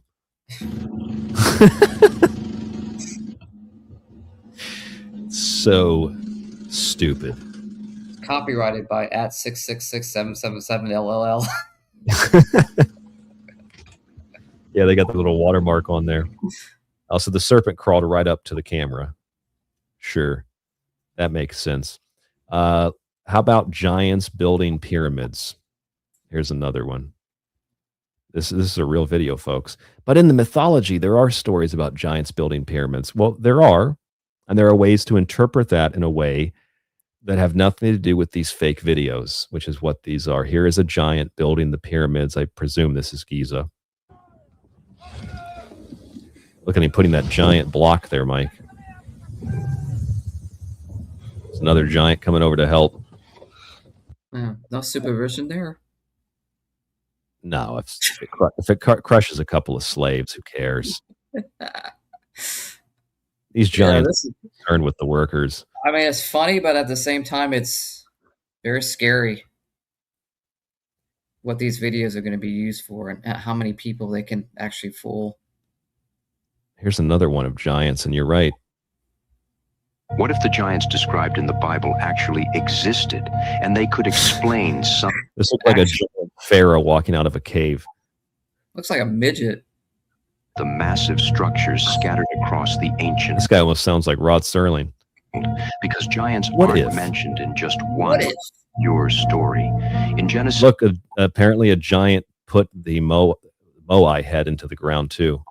6, shortly before the Great Flood. And someone is filming it with their camera, but the camera is filming the person's point of view, filming it with their camera. So that's very realistic. That makes sense. Yes, of course, in the chat, Jackie, a giant could mean greatness, or if you were taller than the average person of that time, absolutely. I mean, if I'm only 6'1", and I'm taller than the average guy over here, so I mean, I guess I'm a giant. If I were 6 inches taller, I would be a giant. The Bible says the Nephilim were on the earth in those days, but the Book of Enoch tells a much stranger version of the. Yes, it tells a story that, in its own words, it even says it's a parable. Like it's not to be taken literally. I forgot that the Book of Enoch or the books of Enoch actually say that. But I feel like at the end of this, he's going to say, "Are the giants real? Are they not real?" This is the Twilight Zone. It describes beings known as the Watchers descending to Earth. Hey, that's not going to fit in there, buddy. Their offspring were giants. He's putting it in there sideways. It's the retard giant. You can't park there, buddy. It's like that Idiocracy scene where the kid's trying to put the square block in the round hole and he's drooling. Because these giants are retarded. Of the corruption of the earth before the flood. But the stories of giants don't end there. Isn't that the music from, what's that? Is that from a movie? Isn't that from 28 Days Later? I better be careful playing that. Yeah, be careful. Better mute it. Oh, look, they found a giant skull. I'm pretty sure that's the picture from the Orion Conspiracy. You ever seen that movie, Mike? That small little documentary style film? No. You've got to watch this. It is, and you'll see this, probably the same picture. And it's actually where the Antarctica UFO in the ice comes from. The Orion Conspiracy is this short film / documentary that was made by a French director. And the whole point of it was Americans are so gullible, they'll believe anything. And he made this movie like almost 20 years ago, like 17, it was 2009 or 2008, so something like that, almost 20 years ago. And the images, if you watch the Orion Conspiracy, the images from the movie are the same ones that are being shared by videos like this, giant skeletons. They're all very clearly photoshopped at the time. Pictures of UFOs in ice. There are people at conferences, I've seen it, sharing pictures of that, but it's from this fake documentary about or fake short movie about how gullible people are. Yeah, didn't we do a show many, many years ago on the Dulce, and they had pictures of the people in tanks, and that was taken from a straight video game cover. Mm-hmm. I mean, Linda Moulton Howe did that with Area 51, mm-hmm. with that video game. Yeah, it's just crazy. People that buy that are obviously not aware of the movies or the games or the TV shows. Wow. So it fools them. Younger people should know better, but I don't know if they do. So that's the giants building things. There's giant skulls that are, I'm very sure that's from the Orion conspiracy. I'm going to type that in real fast if I can find it on YouTube. Oh, here it is. Published by UFO News. I bet they think it's real. Probably think this is a real movie. Okay, so here's the movie. Let's see if I can skip. Oh, there's one of them. Here's the giant body that was found in the water. There's a giant skull. Can you see that, Mike? Yes. It's a giant body under the water. Here's a giant body. That look real. It's totally real. Yeah, the nice bright white skull underneath the water. It's clear enough so you can see it reflect off the light.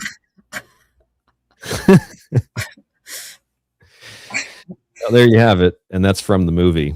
Skull's not even dirt. There's not even dirt on the skull. Oh, there's also pictures of Atlantis. I think that's Yonaguni, actually. Off the that must be the Malibu base. Oh, Jimmy's Malibu base? Yeah, probably. I actually think that might be a real picture from Yonaguni. There's the Philadelphia experiment or project. Here's an alien being autopsied. That's very real too. Look at that. Here's pictures from the moon. Look at this image. You know what that is? Death Star? Yep, that is the Klerksdorp sphere. So here's what they did for this documentary to prove how gullible people were. This video is still circulating the UFO community. If you go type in Klerksdorp spheres, here's the Klerksdorp sphere found in southern Africa. This is what they look like, these little spherical objects with a ridge and a little dot or pressure point in the middle. So that's what they look like. It's like that, Klerksdorp sphere. And the people that made this film, they took that image and then they just photoshopped it into a picture of the moon. And people look at that, I guess to this very day, and believe that that's footage of a UFO on the moon. It's clearly a Klerksdorp sphere edited into a picture of the moon. Yeah. If it's even the moon. Oh, here's a UFO in the water. That was actually on Michael Salla recently, saying there's a giant UFO in the water they're trying to bring up. Oh, there it is in the fake movie. And then there's got to be the Antarctica. Oh, there it is, the Antarctica one. There, that picture. One of these pictures here. The old ice wall. Okay, you've probably seen this picture before. That one. I thought that was Lady Gaga for a second. Yeah. That's the image that the Antarctica people have been sharing. People like Linda Moulton Howe. People like there's Ancient Alien episodes on it. I showed that to Brad Olson, who went to Antarctica, and he removed it from his presentation because he said he didn't realize that's what it was. I said, yeah, it's from this movie. Can I say one thing? If you zoomed in on those people, will there be snow foot trails? Because I don't see any. Oh, that's a good point. Let's see how easily debunkable this photo is. Are those people? Maybe there's a trail to the left, but there doesn't seem to be one on the right from the snowmobile or whatever that is. Yeah, or the people. There's snow, so they were just placed there. How was this photo taken? To a drone? This was in 2008 or before. So that's what that is. That is your UFO in the ice. Anyway, that's the movie if you want to go look at it. It's free on YouTube. Speaking of the ice wall, here is a video of the ice wall, Mike. I bet you're going to believe in it now that you've seen the visual evidence. Here it is. If you didn't believe it, you will now. This is the ice wall. Look at this. Ready for this? We've got helicopter footage of the ice wall. Giant statues. I think that's the prison from Batman that Bane was thrown into. The helicopter didn't even look like it had a windshield to it. Oh, the AI can't get everything right, Mike. I think that's the entrance to Grayskull. And cutscene. Cutscene. It's a gargoyle-like thing. Maybe this isn't the ice wall. Is this the? Oh, this is beyond the ice wall. It says Beyond. Oh, okay, it's beyond the ice wall. I do have one of the ice wall. Yeah, look at those helicopter blades. It's not matching up with the sound. Really close to that guy's head. Yeah, and his head is very close to the blades. Oh my God, man! This again. This is fooling people now, but which is completely sad. But can you imagine 5 years when it gets, the technology is better? How many people it's going to fool? That's what I'm saying. Yeah, that's what you were saying earlier. I think people in the chat get it too. Jay says, I'm legit worried about the mass psychosis that is rapidly descending on us. Where y'all think we'll be in 5 years if things keep going at the current rate? More of this, except it's going to be more believable, and these people are going to be more entrenched because they're going to have more credible evidence to back up their delusions. Yeah. And this isn't just the ice wall or the crucifixion of Jesus. Mike, I played a clip earlier of John D'Souza saying that they found a talking donkey, and that proves that the Bible's real. Did you hear that clip? No. Yeah, he says they found a talking, which the story isn't a talking donkey. They found the archaeological evidence of Balaam. That's all. And they say because they found the evidence of Balaam, that must mean the talking donkey, which is clearly a metaphor in the story. The talking donkey must be real. The one that Eddie Murphy voiced in Shrek. Yeah, they'll find the burning bush soon. All right, let's look at some. You want werewolves, Lost Tech, Tataria. What do you want next? I also have Vlad the Impaler killing people, and I have mermaids. Mermans or mermaids? Mer people. They're not identified in this video. This is a LGBTQ friendly video. The sealed files of the submerged kingdom, the supposed documentation of lost mythical creatures and their shocking emergence onto land before the truth was erased. This one's also from 6667777LL. Copyrighted. Oh, they saw us. Come on. Let's get out of here. Once again, the chronovisor or whatever they're using to film this is a 35 millimeter old style film camera that makes that sound. It's just cheaper to do the black and white. I think the Jesus one had like a yellow filter on it, but yeah, most of these are black and white. Let's see. Ice. Is that the ice wall? I bet you I have links to all this, but I bet if I just typed in ice wall and X, I could probably pull up an ice wall video for you. Chances are it'll come up immediately. I think almost the opposite can be true now. Like everybody believes, since you're saying, most people have common sense, which I don't know, maybe not, but you have the capacity for it. I don't know if you have it. Yeah, a lot of younger people can tell the AI slop, right? More so than the boomers. Mm-hmm. So everything now that they see, which something might be actually true, they think is AI slop. You could go the opposite direction. That's exactly right. And that's what this is going to be used for, whether it's the White House doing it or it's someone like UFO con man or con woman doing it. They're going to use the fake stuff to prove that it's real, and they're going to say the real stuff's actually fake, and the government's going to do that, and whack jobs are going to do that, people with delusions of grandeur, etc. It's going to be the same thing on both sides to justify or to prove or to disprove what they don't want to believe or what they do want to believe. It's scary. It is. So here's a video. I don't know if this is a real video or not. This might be a real one. Who knows? The point is there are people that have gone to Antarctica, and they take, this is the stupidest thing in the world, because you take videos of the ice. Like Antarctica's ice, right? It's ice. It's glaciers, lots of ice, lots of snow. It's very cold. And glaciers can be up to 600 feet tall. Mm-hmm. That's tall. So if you bring a ship up to an ice wall, whether it's 100 feet or it's 600 feet, and you film a few, like a few feet in one direction or the other, even if you just off into the distance, it's an ice wall. No, it's a fucking glacier. It's not an ice wall. And if you go beyond the ice wall, there's proof of some other civilization. It's a glacier. Isn't that the most obvious explanation for this?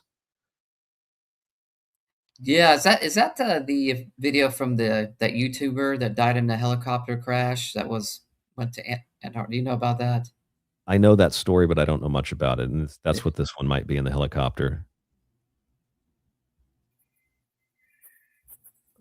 Forget the guy's No name. audio. Oh, look, they're on the ice wall now. It's just you're on a glacier, and that's not even a particularly large one. This is so stupid. Here's the ice wall from space, Mike. That's satellite footage. Look at that. It's around the whole Earth.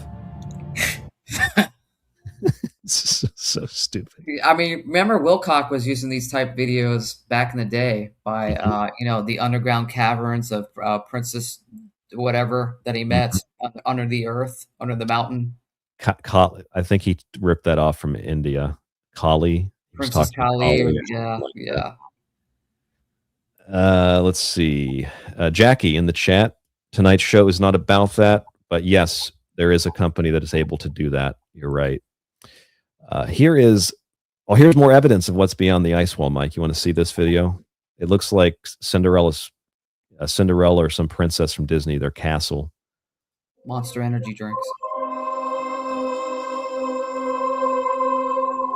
This one has red matrix code.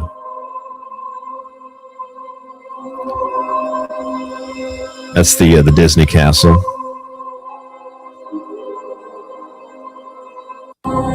You know, whoever makes this, I'm not really a violent person, but whoever's making this, I want to. I can't say it on YouTube, but you know what I mean. I want to physically assault the people making these. Yeah, that's pretty sad. My violence or the videos. But see, back in the day, it was for like clout, like, hey, I'm a hoaxer. Now it's for clicks and money. Yep. Right? Yep, So, that's exactly what it is nowadays. What it's turned into. Hidden Chambers, the opened, untouched Crusader Armory. Wow. Wow, man. Again, black and white. The audio is terrible too. What game is this from? Could be the new Skyrim or the new Elder Scrolls. Actually, Elder Scrolls probably look better than that. They've had a decade plus to work on it. They better look that good. Here's the Tomb of Gilgamesh. This one's going to load, so maybe the U.S. government doesn't want us to see this one, Mike. That one's blocked. Yeah, this one's blocked in Japan. I can't play it. Maybe you can play it in the U.S. Blocked by Israel. Oh, here it is. Okay, it's going to play now. This is the Tomb of Gilgamesh. This is what the U.S. military filmed when they invaded it, according to this post. That's him. Nice. Doesn't look a day over 60. Kept his beard, huh? Kept his beard and everything. That's right. Got that nice bronze tan still going. That's a good point, Jackie. Jackie said these are all in black and white. Most of them are black and white because we didn't get color until much later for film. But we've enhanced them, Jackie. So you'd think the chronovisor, it's advanced tech, it'd be able to give us a color image. What else is in here? There's his head. He looks like he's been asleep for a few minutes. He doesn't look very decomposed or anything. You can get all that stuff at Home Goods. What, all those vases and plates and shit? Yeah. There you go. It's some grainy pictures. Let's see his dong. Take that sheet off. He looks like that giant, not vampire. He looks like that giant zombie from 20 years ago. That looks like if your neighbor does the Halloween house across the street and he puts up the Halloween decorations casket. Just awful. Speaking of Halloween, here's some werewolves for you. We'll look at some Tartaria stuff in a moment. Where's that link at? All right, here's some werewolves for you. These are real werewolves. These are lost tapes. These people get millions of clicks on these too. It's insane. God. I thought it was Bigfoot at first. I didn't think it was a werewolf.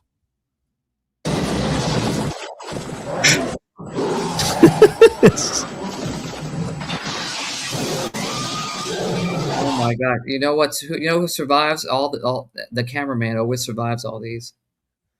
Yeah, the black guy dies first, and the cameraman survives. Somebody's got to be filming this, right?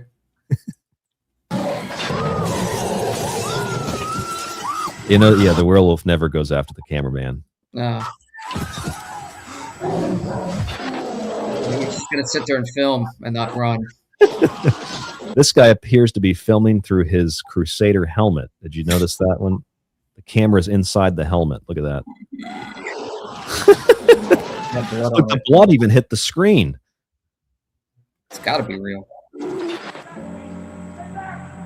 Stay back. Oh, it got squished. That's how you handle the Pope and the pervert rabbis. The old transformation. This one's dude, literally, there is an episode of X-Files from season 2. I can't remember the name of it. It's one of the first episodes where they investigate the Skinwalker story. And that guy's transformation in the bathroom looks more real than this bullshit.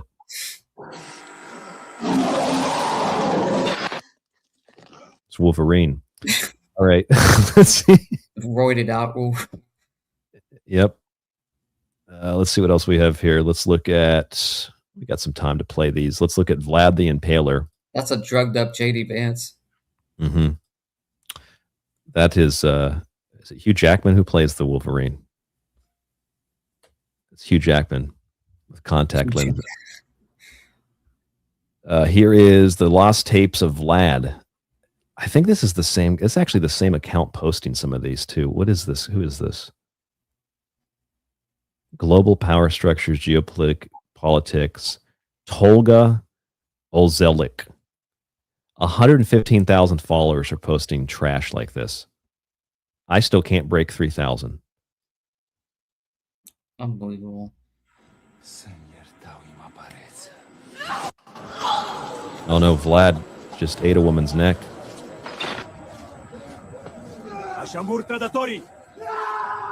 I just impaled somebody. They do call him the Impaler.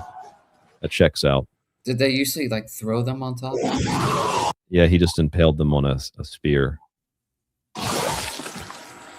It would be more believable if they had a video of what he actually did. According to the written record, what he did would put people on a horse or put people behind a horse, tie them to the horse, and put like a spear or something that would impale them like up their ass, and then make the horse run, and it would pull the guy, over top of the spear, go right through his asshole, up through his guts, and through his head. Oh man, that looked like the same place that the werewolf came into earlier. The cameraman's not getting burnt though. No, the cameraman stayed behind. They got a new family moved in there. They had a werewolf attack, and now they got a Vlad the Impaler coming through the window. So stupid. I think this is Armageddon, the Battle of Armageddon happening. There's horses and... Oh, it's like Twister. Is he getting blown? Is this guy getting blown by the wolf? This poor dong is getting eaten. These are his... Those are just dogs or wolves or something. Unless they turn him into the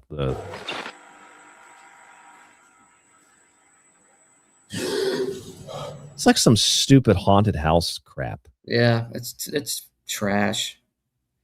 All right, we're gonna look at one more here from Tataria. Let's look at this. What do you think of Tataria, by the way? I'm sure you have some thoughts on that. I don't know, man. I haven't really researched it that deeply.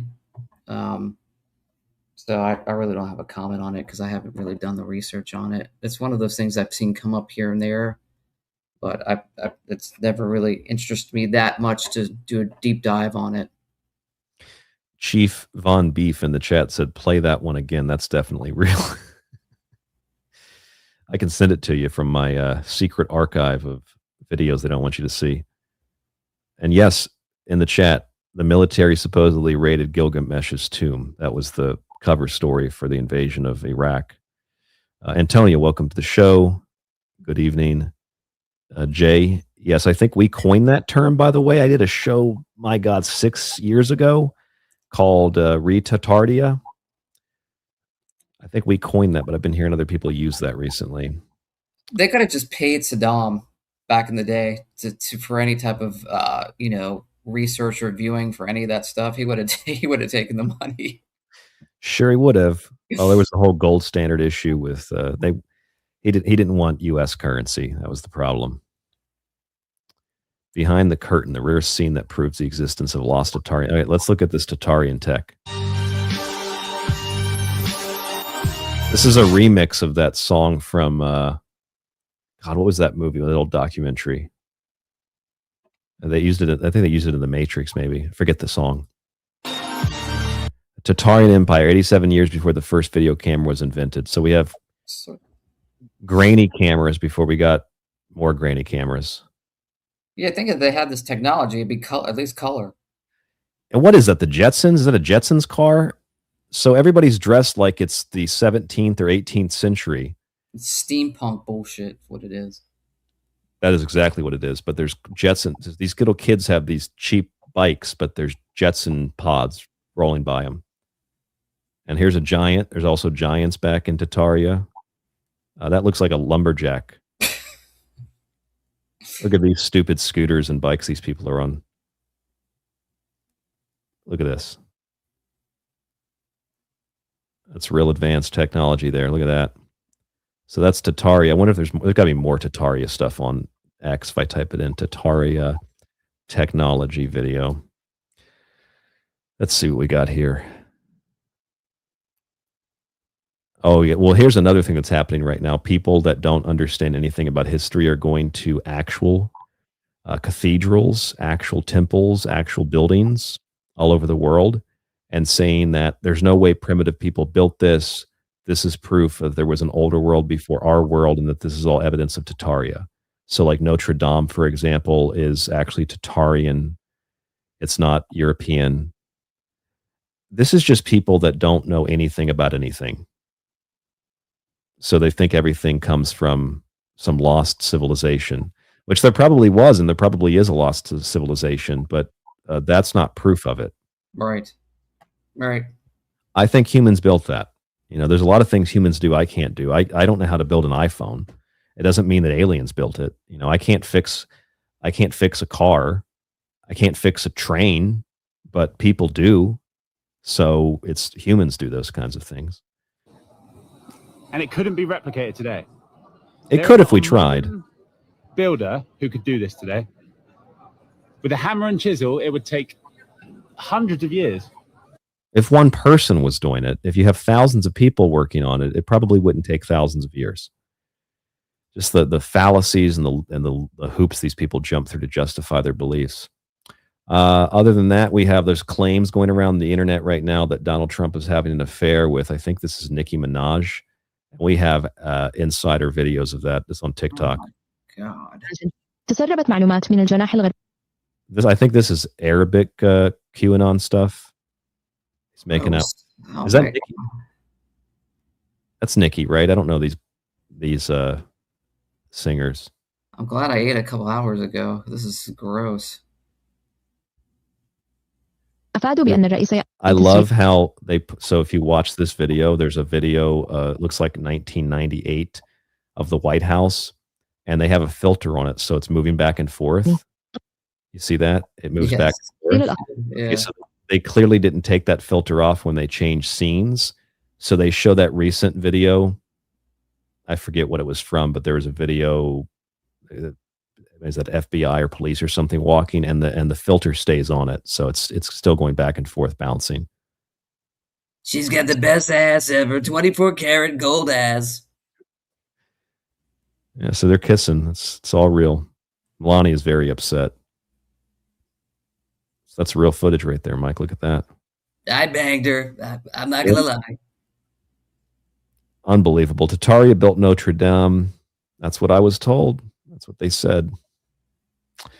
All right, so let's see if there's anything else. I had very stupid Christian videos to play. I had one of them to play for a guy talking about crystals and how crystals are demonic. Other than that, though, we got about 20 minutes left here. Mike, do you have any other thoughts or comments because I do want to play this Christian thing. No, man, but I got to sign off, brother. Perfect timing, because I want to play this Christian video and comment on it. Apparently crystals are witchcraft. So we're going to look at that in a second. Mike, thank you for coming on the show. Appreciate it. Thank you very much. I hope folks had fun out there. So leave some comments and some thumbs up and support the show. Go to Ryan's site. Buy a book. He does the research. Appreciate that. Thank you, Mike. tstradio.info. You were on 2 episodes tonight. This will take place over the Monday and Tuesday archive slots, the 24th and the 25th. Hopefully you'll come back on the show at some point. Maybe you can give us a secret space update, or you can tell us what the, I don't know, what the hierarchy of angels are up to. That's Archangel Mike with us tonight. All right, guys. See All right, ya. bye-bye. Bye-bye. Have a good night, Mike. It's just all so stupid. I don't even really know what to say. Don't know how to conclude this. So I wanted to play something that'll lead us into another episode. I wanted to talk about this resurgence of Christianity and how I believe it's all foreign intelligence propaganda. So I wanted to play this to start us out with. We played the clip of Dinesh D'Souza talking about the talking donkey. And now I'm confused. I don't know if this is more stupid or if the talking donkey thing is more stupid, but here is Mark Driscoll, big Christian, telling you about witchcraft and crystals. And if you're thinking, hey, aren't there crystals in the Bible? You'd be right. Crystals and rocks and precious stones are all throughout the Bible. They're in Exodus, they're in Revelation, they're from start to finish. Emeralds, breastplates of gold and silver and bronze. You know, King David slaughtered a whole bunch of people, took a whole bunch of their things, took their land, killed their families, stole their bronze and their gold, and then used it to build his temple that the Babylonians later destroyed.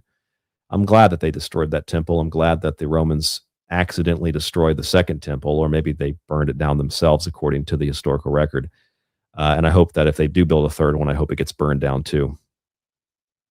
Garbage. Keep them out of the new age. Keep them out of the rocks, the crystals, the dream catchers, the Eastern meditation, the self-actualization. And yeah, you don't want to meditate. You don't want to breathe. You don't want to have stupid rocks. The devil created rocks. Realization. Take all of this demonic. I'm going to rewind it. Self-realization is what Jesus was teaching. Garbage. Keep them out of the new age. Keep them out of the rocks, the crystals, the dream catchers, the Eastern meditation, the self-actualization. The origin of Christianity, you mean? Take all of this demonic witchcraft and flush it out of your home and family and exercise your spiritual dominion. Pantheism or panentheism, the difference is, so panentheism or panentheism, it is this spirituality where there's a force in all of creation. There isn't a personal God. There's an. That's right, Flux. Don't turn on your radio then. Or use a computer or most technology, some kind of crystal. This is pretty Don't go to the beach. Sedona. These are the people that want to, center themselves with crystals and get all of Sedona. He mentioned Sedona. I love that. Sedona. These are the people that want to, center themselves. He's right to some extent. He's just wrong. With crystals and get in the lotus position and smell. Well, yeah, the lotus position represents enlightenment and perfection, and it's what Jesus was teaching. Incense and get in touch with the divine life. Yeah, you don't want to smell good. Way in their house and oh my gosh! But here, yeah, you just want to one of those Bible ladies that lives with 30 cats. You want to smell cat piss. Don't burn incense. Don't open the windows. Here's their answer to the problem of evil. God is not all good. This is hopeless, as God is evil, and there's no good outside our world to restore it. So the sign or symbol of pantheism or panentheism is the yin and the yang. I probably should have thrown that up. It's a circle that's light and dark. It's white and dark. And it's what they're saying is this: God is light and dark, and God is good and evil. So what you see in the world is a reflection of God. You see some good and you see some evil because God is good and evil. Well, if that's the case, there's no good God over it to enter into it, to defeat it, to repair it, and to fix it. And if God is good and evil, Well, then again, this just leads to utter despair. Because if God is good and evil, then this world is exactly like God wants it. And if this is the world God wants, and this is the world that we don't want, then that God is not going to fix this world, because this is the world he wants. Keep your... Yeah, so maybe you probably should take care of it yourself. Maybe that's kind of what Jesus was also teaching.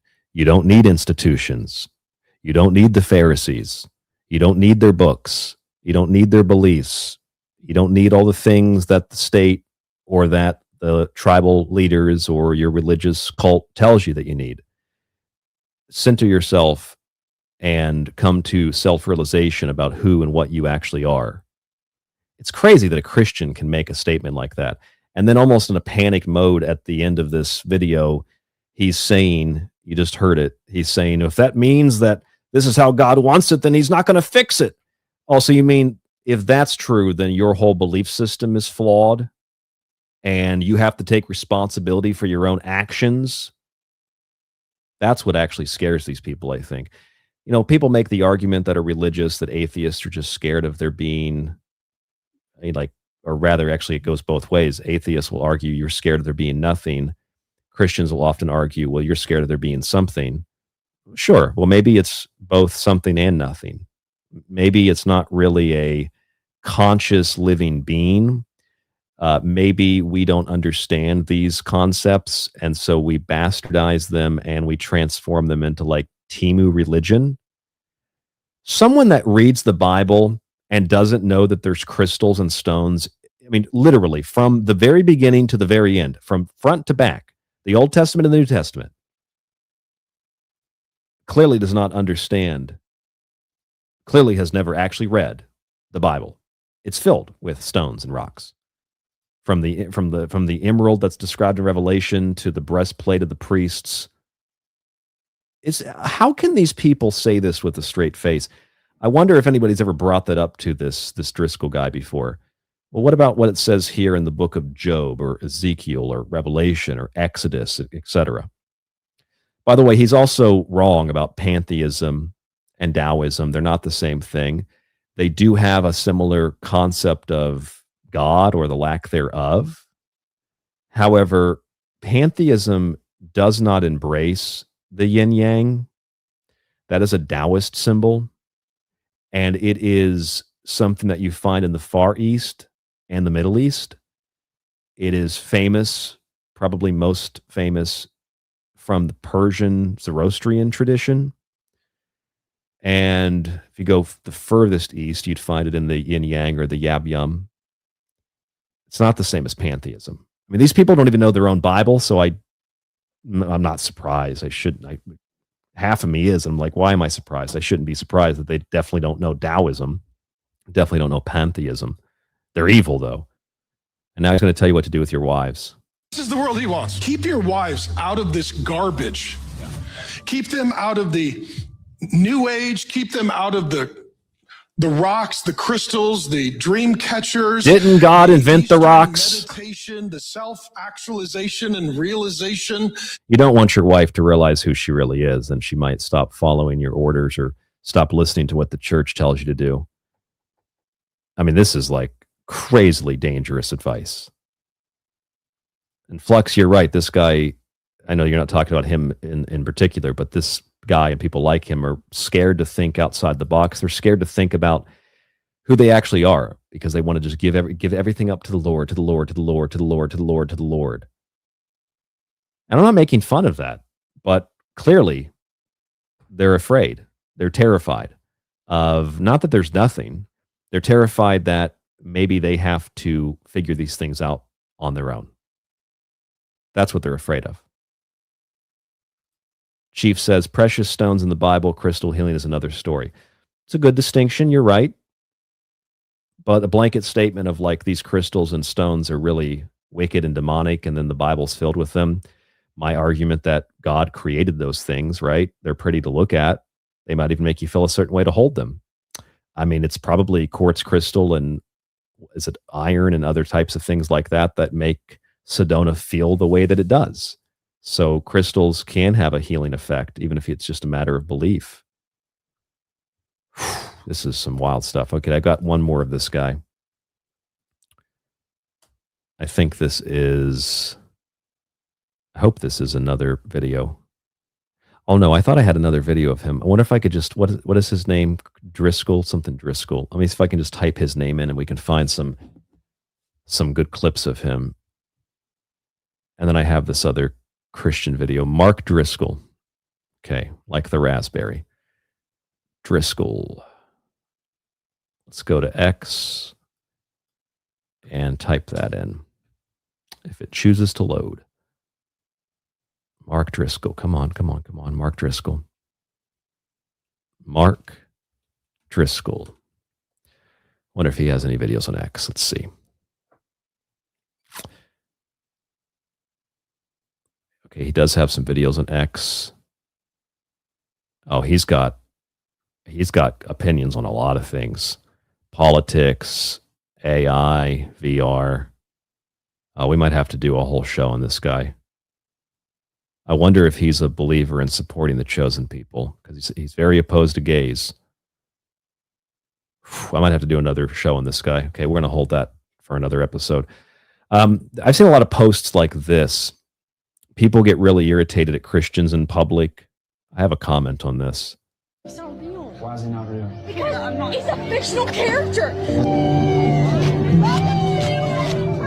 I fucking hate Jesus. Why do you hate Jesus? He's just not real. He's not real? No, he's not real. Why is he not real? Okay, so these types of videos are created by influencers and people that try to make noise and try to make a scene on college campuses. And I'll admit that I can understand both sides. I can understand a guy standing there and asking people questions. No big deal. And I can understand someone getting really upset about that, because if you're really convinced that, Christianity is this horrible thing and you really hate all of it, maybe you were abused by religious parents. I don't know. You probably would respond in a way that seems pretty aggressive. And then you cut the video so it looks like this guy is being assaulted for Jesus or something. But usually what happens in these videos is that the Christian person pushes someone to the brink, pushes them over the edge, and then they respond very angrily. Like if I was walking by somebody and they said something to me like, hey, do you want to hear about Jesus? Or hey, do you believe in Jesus? And I said, like, it's more complicated than that. And I don't think you want to know what I think. And if I have time, I would stop and tell you, but I don't think that you'd want to hear what I have to say. And then they would say something really demeaning and sarcastic and really insulting, like, well, I care about your soul, even if you don't. And Jesus is here for you. And he's walking with you, even if you don't believe in that. And, you're probably going to go to hell, but you could repent. Just come back here if you want to repent. It's when someone says something like that to me, I want to choke them. I want to punch them square in the face, because you're being a demeaning, degrading, inconsiderate, disingenuous asshole.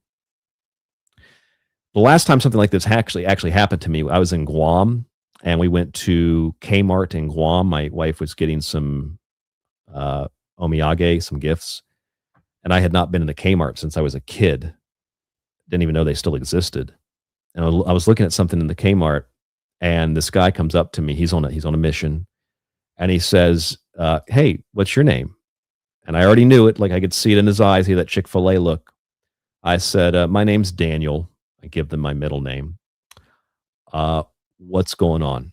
Well, I just wanted to see if you know about Jesus. And I said, I'm going to stop you right there. I know about Jesus. I know about the story. I said, not to be arrogant, but I probably know more about it than you do, and I don't think you really want to hear what I have to say. And he said, no, I'd love to hear what you think about Jesus. I said, okay, here it goes. And I explained it, maybe 5 minutes of rambling on about comparative mythologies, religions, archetypes, etc. And his response was, well, when you decide to find the truth, you can always come to our church. I said, dude, I don't think you listened to anything that I just said. And his response is, well, basically, well, you said you don't believe in Jesus, so that's all I need to hear. And if you decide to find the truth, to be with the Lord, then you can come and talk to us. I wanted to just body slam this guy into the pavement. So when people share these videos and they live in their echo chambers, this is what happens when Christians talk about Jesus. No, this is what happens when you get in people's faces when they're trying to do shit and you demean them and degrade them and treat them like they're children. People react like this. It's not that they're possessed by demons. It's that they're just tired of people acting like they're better than them. Sure, in some cases, there are people that act like demons, and it has nothing to do with religion. It's sometimes to do with politics, usually like abortion debates and things like that. But this kind of Christian stuff is really disingenuous and really gross and really disgusting. That's if the whole thing is not entirely staged anyway. But that's pretty much the show tonight. We've only got about 2 minutes left. tstradio.info. You can support us via Cash App, by PayPal as well. The links are below. I appreciate all of you tuning in tonight. I'm glad that Mike D was able to join us. I wish that some of you would have called in tonight and given us your opinion on something. I guess I only mentioned that one time in 4 hours. It doesn't really generate a lot of calls, but we are live on YouTube. There are 2 parts to this show, and you might be hearing them together. You might be hearing them separate, but check out the archive. It's totally and absolutely free. There are advertisements. However, I don't put them in there. They're not my ads. It's Spreaker. There are actually less ads in mid-August to mid-September, so you don't hear as much, which means we don't make 20% or more of our typical income for about a month or so. So if you can buy a book, or if you can subscribe to the archive, or if you can support us via Cash App, or well, you could do PayPal too, but mostly I'd say use Buy Me a Coffee to support the secret teachings. That would be really great. Tonight, Pseudologia Fantastica, Alien Peace Treaties, Area 51, Antarctica, and the Moon under attack. Any clarifications on something, any comments, rdgable1991@gmail.com. Thank you, Jay, in the chat, who says this was a stellar show. Thank you, Chief Von Beef, for joining us. Deborah, who's been in the chat since the beginning of the show tonight. Jackie, who says she enjoyed the show. Thank you, Jackie. Hermit Ventures, and Flux, and Mr. Lay, and Tim. Thank you, Tim. I'll pass on your comment to Mike, who may or may not be listening. Tim says, good show, Mike. Fred says, or excuse me, not Fred, Fire says, I called you Fred. Fire says, it's scary to use critical thinking. Yes, it is. Especially if you are religiously entitled, like Jay said. The Bible really does give the rocks a voice. It gives the donkey a voice, too. It's a symbolic story. Let me scroll back up through this chat. Antonio, thank you for tuning in tonight as well. And everybody else who I may have mentioned earlier, you already got mentioned, or if I missed you, I apologize. But thank you for tuning into the show tonight. tstradio.info, as I said, rdgable1991@gmail.com. Have a great night. I will talk to you on the next broadcast. Share the show. Let people know about the secret teachings, and also leave us a review on Apple. That would be very, very beneficial to us, and it's totally free and easy to do. Also, thank you, Chrissy, for joining in tonight. And, you remember that story from the Bible guy on Guam? I thought I did tell that story. I probably told it like 5-6 months ago. All right, have a great night. Bye-bye.